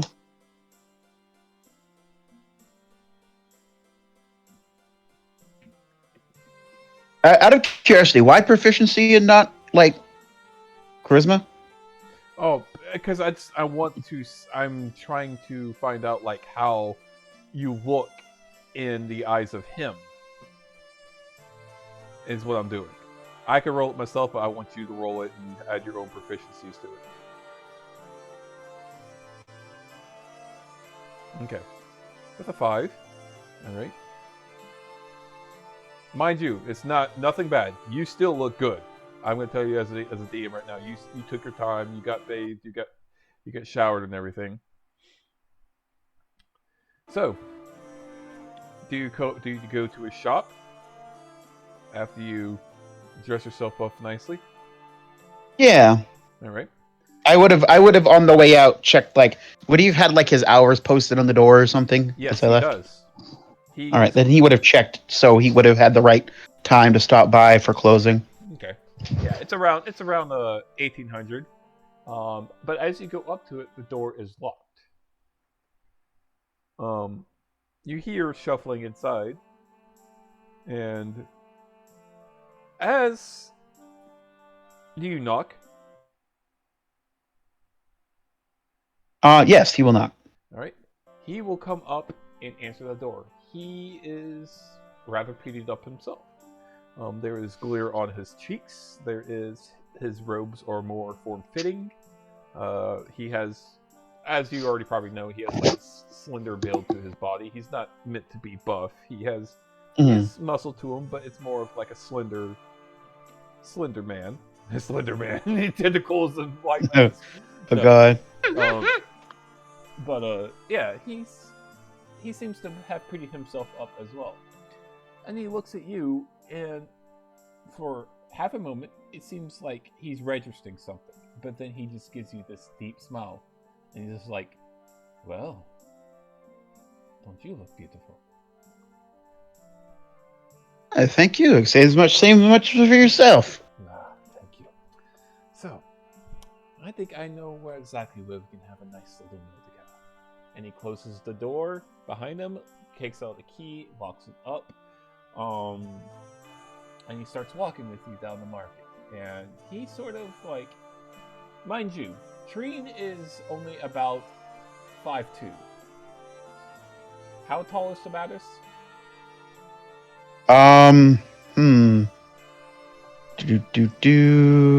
Just what did I pick?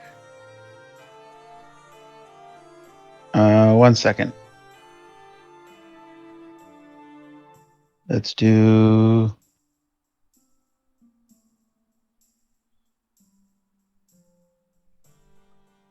Let's see. Oh, I miss the old days where they actually gave things like.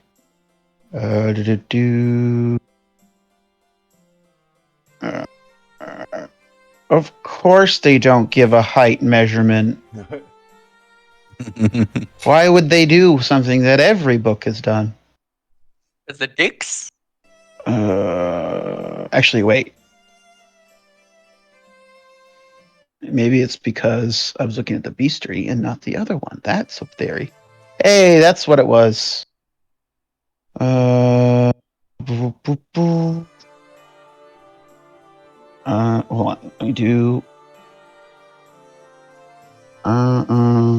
For the.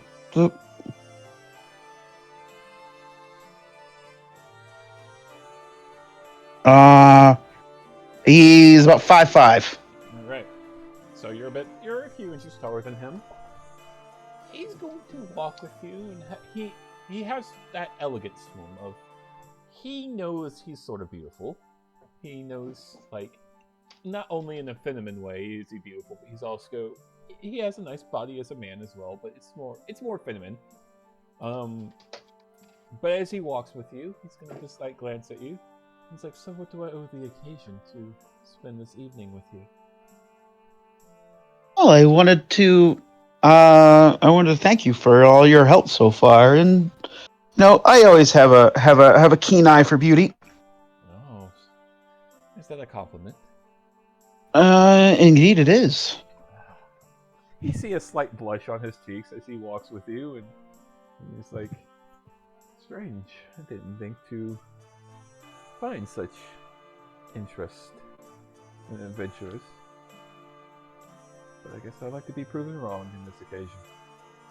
He's gonna lead you to a small, like, it's not a coffee shop. It's like a cafe. You can smell the scents of tea and rather eloquent meals be served here. Don't worry about paying for it, if you don't mind. I would like to pay for this as well. After all, Very well. you saved my life. I appreciate it. Of course. You look at the menu, and the menu isn't like, "Oh God, this is expensive," but it's like all together. Like there's wine, there's tea. For a decent meal here, it would probably cost altogether about 5 silver, which is that's heavy in the price. But you've heard of people talk about having like five gold pieces worth of meal. So this isn't all the way up there, but this is pretty much middle class. And as he sits down with you, he's going to sit next to you instead of across from you. Mhm. And he's just going to smile and look at you and say, "You know, I was married once." Nice. Oh, really? Yes, nice rugged man. He was a human. We grew up together near the outskirts of Maltese within the forests. I had a crush on him for a long time. As you can tell, I'm of the effeminate nature. I'm proud of who I am. I'm proud of how I am. Mm. He found shame in being so close to me. An elf, a half-elf, of my stature, of my interests, and things like that. Mm-hmm. But I guess you could say I grew on him. But I made a mistake. Falling in love with an adventurer. And he kind of glances at you. I'm sure you know where this is going. Oh, He... why don't you tell me? He'll say, "As I have any like I assume at this point like at least some drinks have arrived." Yes, he will order himself. He orders himself some simple Earl Grey tea. And he ordered for food, which is going to be prepared. He ordered himself literally a panini. Only a panini? Yep. The fuck? What a I'm telling chat. you, this is like a cafe. Imagine a cafe. Okay, yeah, if it's just a cafe, a panini makes sense. Yes. This isn't. He's not. This. You're not gonna take this. You know, this femboy elf out to a freaking tavern and have a giant meaty feast. No, that's not his. Why style. not? That's not his style. Ah, come on. And he's just Sorry. He's gonna look at you. He's like, 3 weeks before we were to decide to go to the adoption, to the orphanage, Mm. he went on an adventure. And he didn't come back. No, that's terrible. How long ago was that? 2 years. Hmm. Since then, I've moved on. My heart still cries for him every now and then, but I know he wouldn't want me to be moping around. So, with the gold he left behind and the will he stated, I opened up the shop. I wanted people to feel beautiful. All races are beautiful. All genders can be beautiful. As long as you make the effort to do so, such as yourself. Most people would see satyrs as disgusting goat creatures, but you are more than that. You're a Sapatis. You're a beautiful man. A beautiful soul. Quite beautiful eyes So- as well. Mortals can think what they will. Mhm. The just I just find life in mortals just endlessly fascinating. It's always something different and interesting going on. Mhm. Why have you come to the material realm, if I may ask? It's not many that would leave the Feywilds, leave their home. So Well, you know, life in the Feywild, especially the area I'm from, it's very, what's the way to put it? There's no lasting connections, no real lasting bonds. Satyrs don't really often do family. Mhm. Usually it's hell I'll never know. I'll likely never know who my sire was. And as for my mother, I have very vague memories, but she effectively went off on her own the moment I was able of taking care of myself.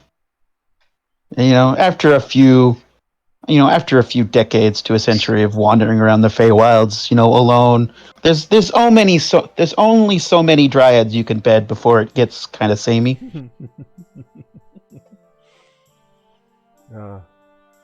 I could see that getting a little boring over time. But I made my agreement, and I came here about 5 years or so ago now. Are you He's gonna look kind of like inquisitive at you. Agreement, as in the agreement to leave the Feywilds. Mhm. Huh. And he's As just, all my he's more of like, I was made to be aware. I've never been to the Feywilds myself, besides once, and that was an out-of-body experience. My husband dragged me on.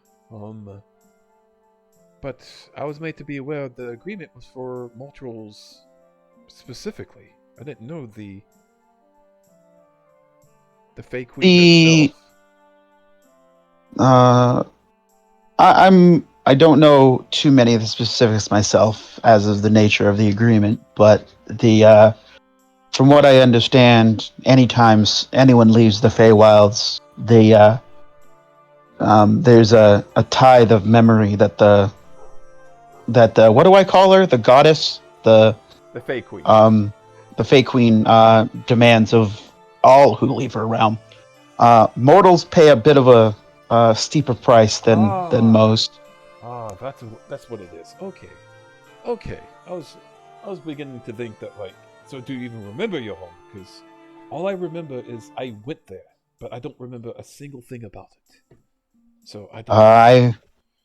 I remember quite a bit, but not nearly as much as I would like. Although he will take a sip of. I imagine I imagine he would have ordered like some kind of like not necessarily, well, probably cheap, but like a good quality, not quite as vehemently alcoholic, like wine or something. Yeah, you can get some He'd like be like nice pink wine or something like that. and he'll be like, but in my opinion, the trade is well worth it.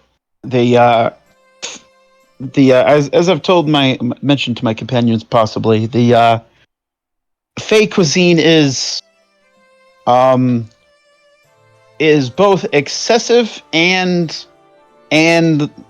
unfulfilling. Well, I'm sure there's They pros and tend to cons be to both. they tend to be very very high in extravagance and low in sustenance. More in presentation rather than quality. Let's see if I can find a reference to it. Let's see.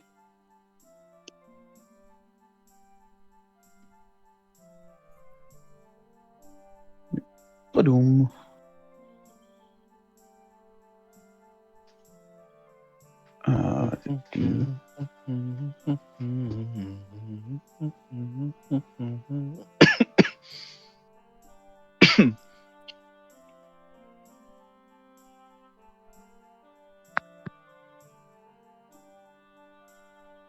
Let's see. But yes, it looks like me and my companions have a mission for tomorrow. Today we're taking a bit of rest, and we plan on heading out first thing in the morning. Oh, surely. Well, I do hope you survive this ordeal. I hear some recruit missions are quite lethal to many aspiring adventurers, many young men and women go out and get in over their heads. That is what I hear, although I do my best to be very cautious. I could be a rather sneaky sort when I choose to be. Hence the tools, I'm sure. Yes. He's gonna, as the food arrives, he's going to eat like very, with the fork and knife. Even though it's panini, some people just pick up the panini and eat, but he's eating with a fork and knife and everything. Oh fuck!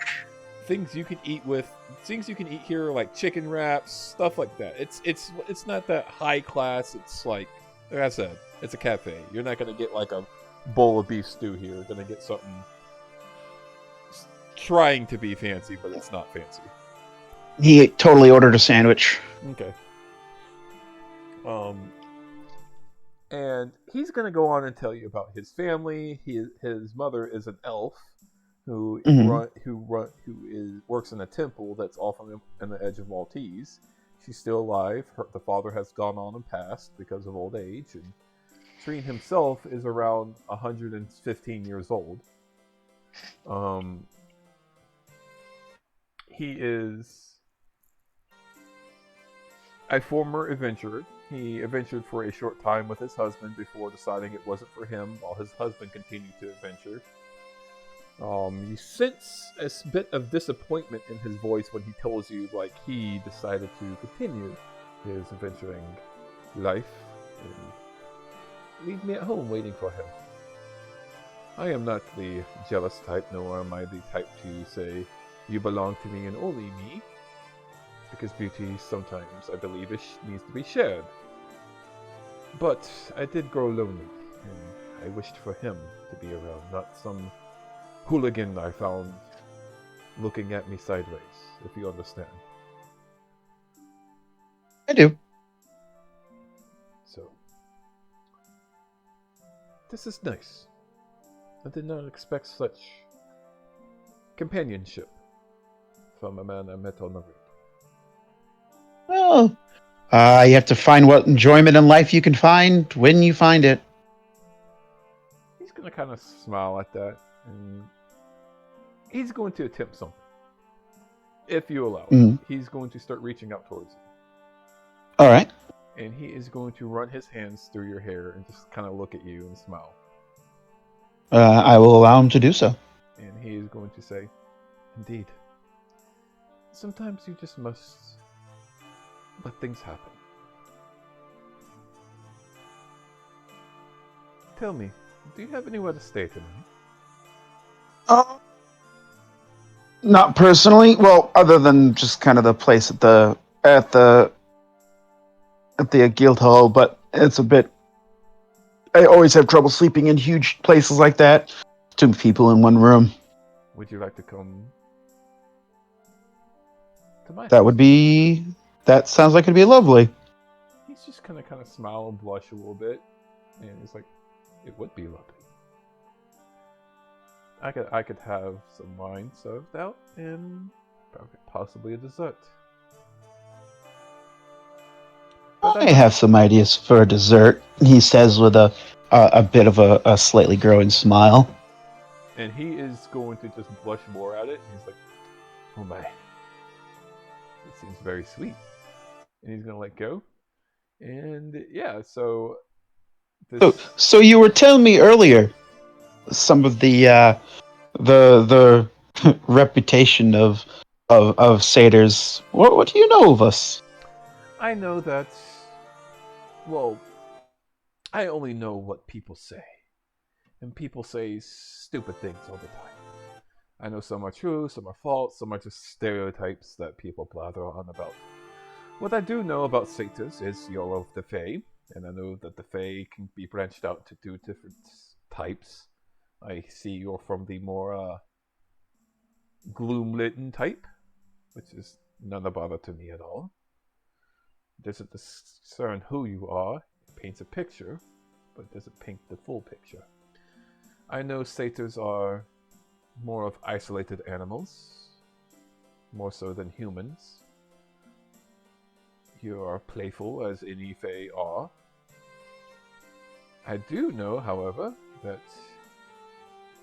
you are quite keen to magic naturally. Even if I would try to attempt to put a spell on you, you'll be quite resistant to it. I'm not saying I would. I wouldn't even need to put the spell on you.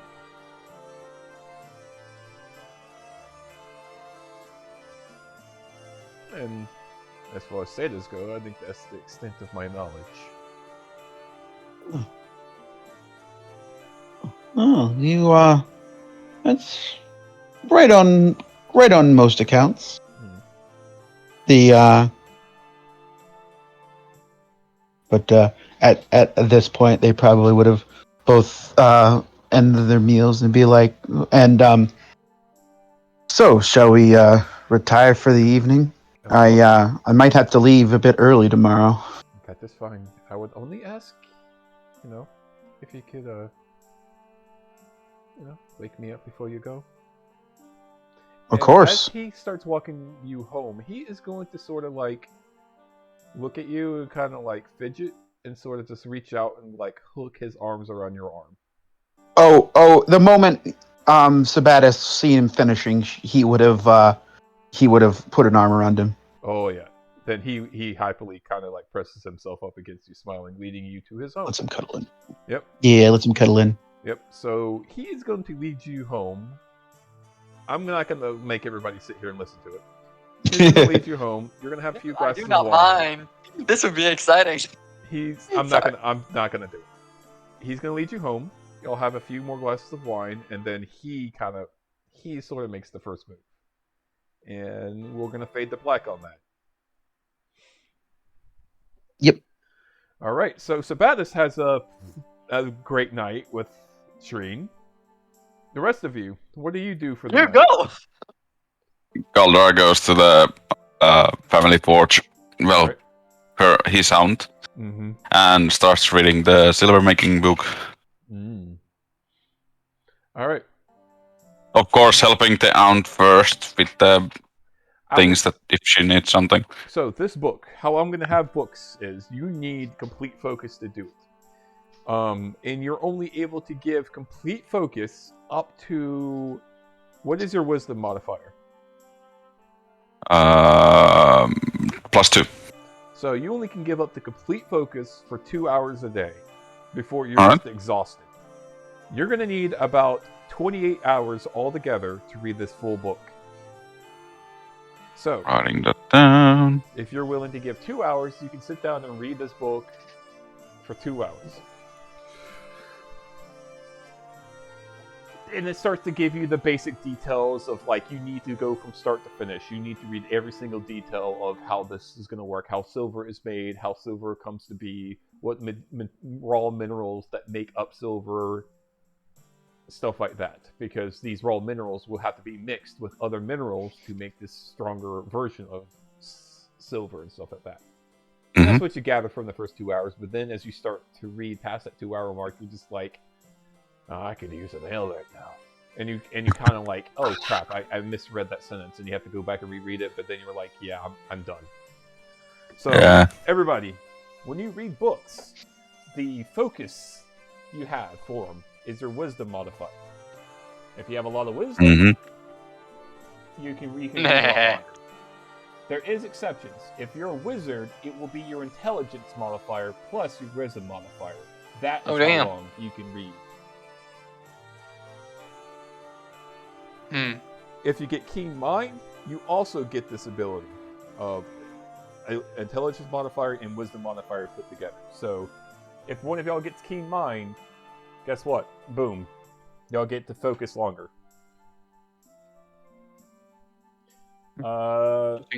Eleonora, Morgan, Yes? what are y'all doing?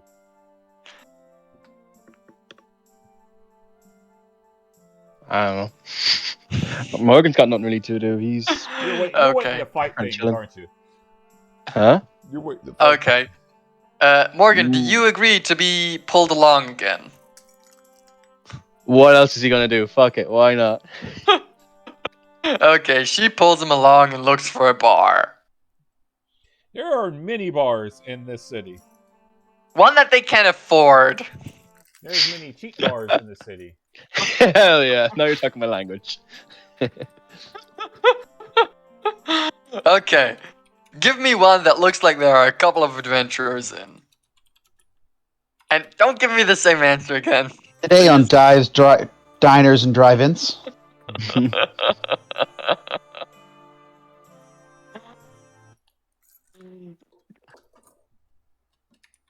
So, you find one. You find a nice, decent tavern. It's not run down, but it's relatively cheap. You have a bunch of. You walk in there and you see a bunch of bronzes. I don't have it set up. I will have it set up next for you next time, though. I have 2 taverns set up for the city, and they're both high class, so I don't think that's what you walked into, so I won't use it. Oh no. No, we're poor. We're poor, man. So, this tavern you walked into is called the Faded Mug.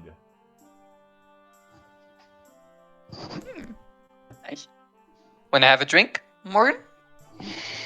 Sure. Nothing better to do. As you walk in, it's rather rowdy, it's loud. A few adventurers. They're the highest. Give me investigation as you walk in, or insight, or passive perception, whatever y'all wish. As y'all Okay, just so walk in. passive perception is 18. 18. The highest ranked person you see in here is about a iron. Everybody else, this is all bronze and irons, just sitting here talking shit to each other, laughing and cheering. There actually seems to be a fight breaking out, but this huge, I'm talking about massive Goliath bartender, just walks over and pulls them apart and sits them back down. No fighting! Not in my bar. I'm tired of all you fucking young whippersnappers. And they all just start laughing and cheering at the Goliath. And he's like, oh, shut up! And he just walks over. It seems a very lively, rowdy bar. This is the beginner's adventurer bar. The faded I like it. mug.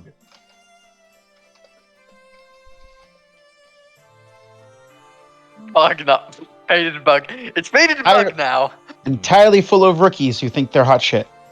Yeah, that's exactly what it is. They think they're going to be the next diamond ranks, the people to take the place amongst the top 10 of the Adventurers Guild. You know, then of course you look around, you see the edgelords sitting quietly in the corner with their arms folded, their hoods on, being all super secretive. You see the wizards sitting there going like, "Oh, look at me," and cast summon familiar and shit like that. You see a bunch of people just showing their dicks, basically. I think we should go to another bar. They're quite cocky. Maybe. It's up to you. Yeah. What do you say, Morgan? Just shrugs. If they start anything, it won't end well for them. If they start anything, you have a giant Goliath bartender who seems to be prying them apart with a literal gold rank around his neck, but it seems to have an odd emblem next to it showing retired. Mm. We can try it. Up to you. You have to make decisions too, big man. You know that? I don't know. You know, I just don't know. shrugs. Isn't an answer. I mean, I just answered, didn't I? Yeah, but it doesn't count.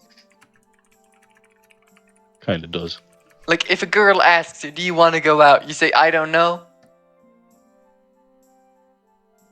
Sure. She face palms. Big Eye, come on. Like...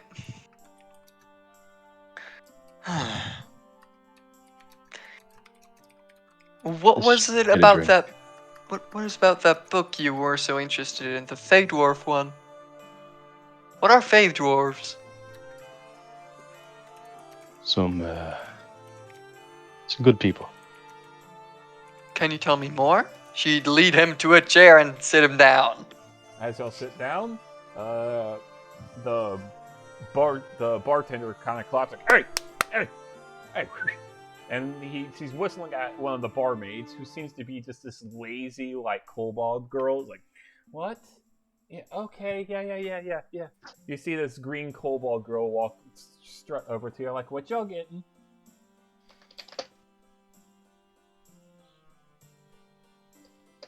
What? Are y'all getting anything?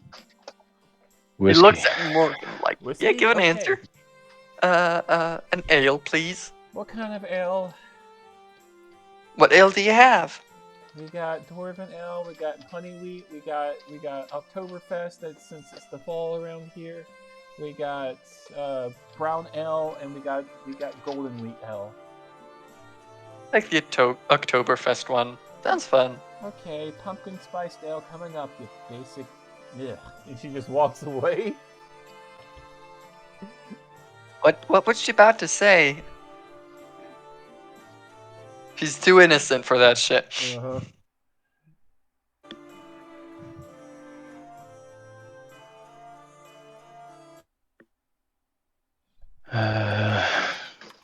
So, How much was it? How much was it there again? For the drinks here, it's gonna be 2 copper each. Okie bet. dokie. Yeah. The dwarves are friends, good people.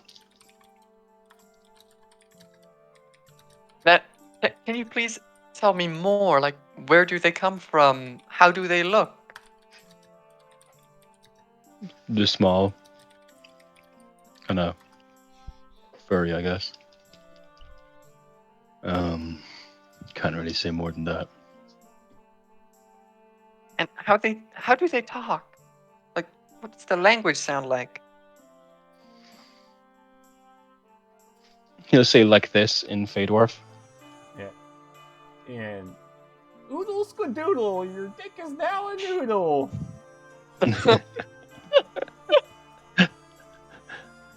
It's almost since Eleanor, do you know Sylvan? Yes, indeed. She knows Beast, Sylvan, Common, Elvish, and Sylvan. As long as we don't run into Kender, we're good. What? You youngins, nobody remembers what Kender are. I know what Kinder. Kender, is that a Star Trek thing? No, Kender. she so They. Sorry. No, go ahead. It was a tangent. So. So you pick up on hints of like Sylvan in the language. It's like it has like this odd like whimsy to the tongue as normal Sylvan does, but it is not. It's different. It almost hits hard like a Dwarven speech does. It's weird because it's like hits hard, but then it just spins off as in that kind of. It's like, oh, that kind of makes sense. Fey Dwarf. That sounds funny.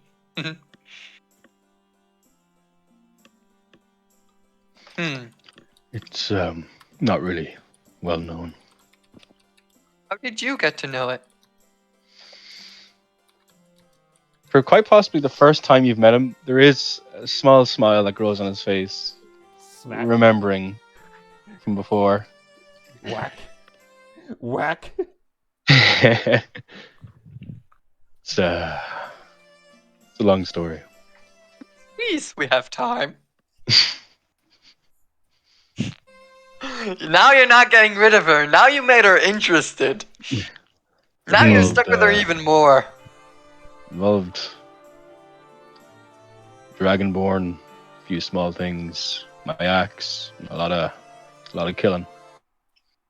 Bit more details, please. Can't tell you that much. I've sworn to keep most of it secret. Then tell me what you can tell, please. About as much as I can tell you. Can I insight that? Sure. Why are you trying to insight? If he can really only tell that much. Go ahead.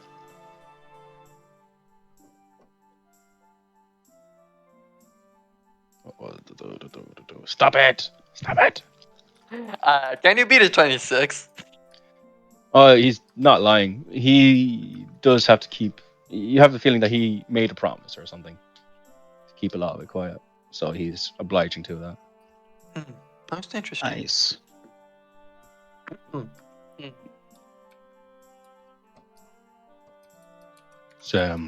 They trusted me, and not many people do. So I'm not going to break that trust.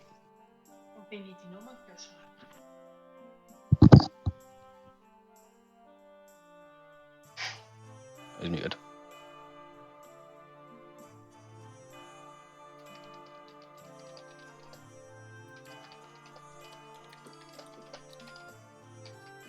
Oh. Well, I don't want you to break a promise, of course. Promises are important. Yeah, they were welcoming. They were good people. And, Were? I haven't seen them in a while. Oh, okay. Well, how about more about you as a person? Where do you come from? Maltese. Morgan, give me wisdom saving throw. That. Wait, who? Morgan, 15. your head starts to hurt and pound as you try to recall. But yeah, Maltese. He visibly winces a bit as he's speaking. Are you okay?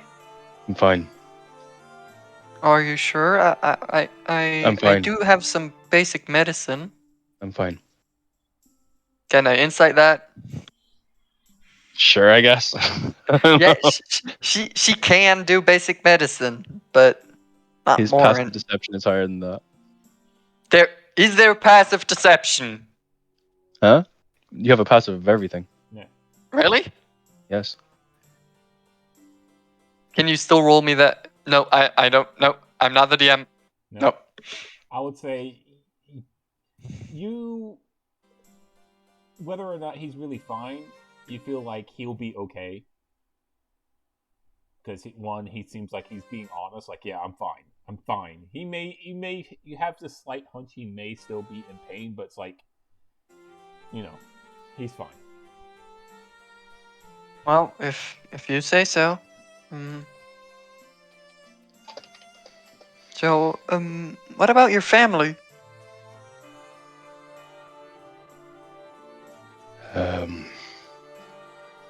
Haven't seen them in a while either. I don't like talking about this. Can you tell me something about you? Oh, sure. I have a bear. A what? Bear. He just looks at you for a minute. Where did you get a bear? Well, I didn't get him. I kind of found him. When I was a kid. I kind of somehow ran into him. He was alone, and I took him home. And, well, he's still at home currently, but I'm thinking about going and getting him. He's very big and fluffy. Yeah, it's a bear. Where are you from? From the northern parts. Quite cold. Past Maltese? Don't really know. No? Huh? You're from the northern part of Maltese, near the mountains. Okay. You're going kind of going towards the Scarlands. Kind of going towards the Scarlands? Somewhere there? Come from a big family? No, not really. Just me and my parents. I don't know about their family much. They were adventurers. And, well, I don't know their rank exactly, but I think they were middle class. My Yeah. father was a barbarian like you. Quite strong. Could lift a tree out of its roots. Must have been strong. You had one of I, these strength books. I can't afford that for a while. He never told me how he got his, though. Mom was a druid. She was very good at healing. Could That's have been how. a gift. Hmm? Could have been maybe a gift. Reward for a job. You said he was an adventurer? Yeah. Yeah, the book. Maybe, I don't know. He never really told me. I did ask, but he never told me. Well, I'm just a hunter. Not much about me is interesting. Just a hunter? Well, yes. I do know, well, I know how magic works in the basics, but I can't cast it. Hmm. But I mean- I hope I can one day. If you learn to read, you can learn to use magic too. Hmm. Two birds, one stone. Hmm? Yes. Two birds. The two blue jays in her hair peek out. And well, I can mainly talk to animals very well, or I understand them. Well, it's a lot more than I can do anyway. Oh, you can So do a lot. I don't think you're just a hunter. Oh, you can do a lot, big guy. I saw what you did. It's quite impressive. Just gonna inhale at that. Yeah. Not talk much about it. All right. How does it work? How do you get all fluffy? He shrugs. Mind you, he don't doesn't know. really become fluffy. Yeah, I don't care. Just she calls it fluffy. Just something I have, I guess.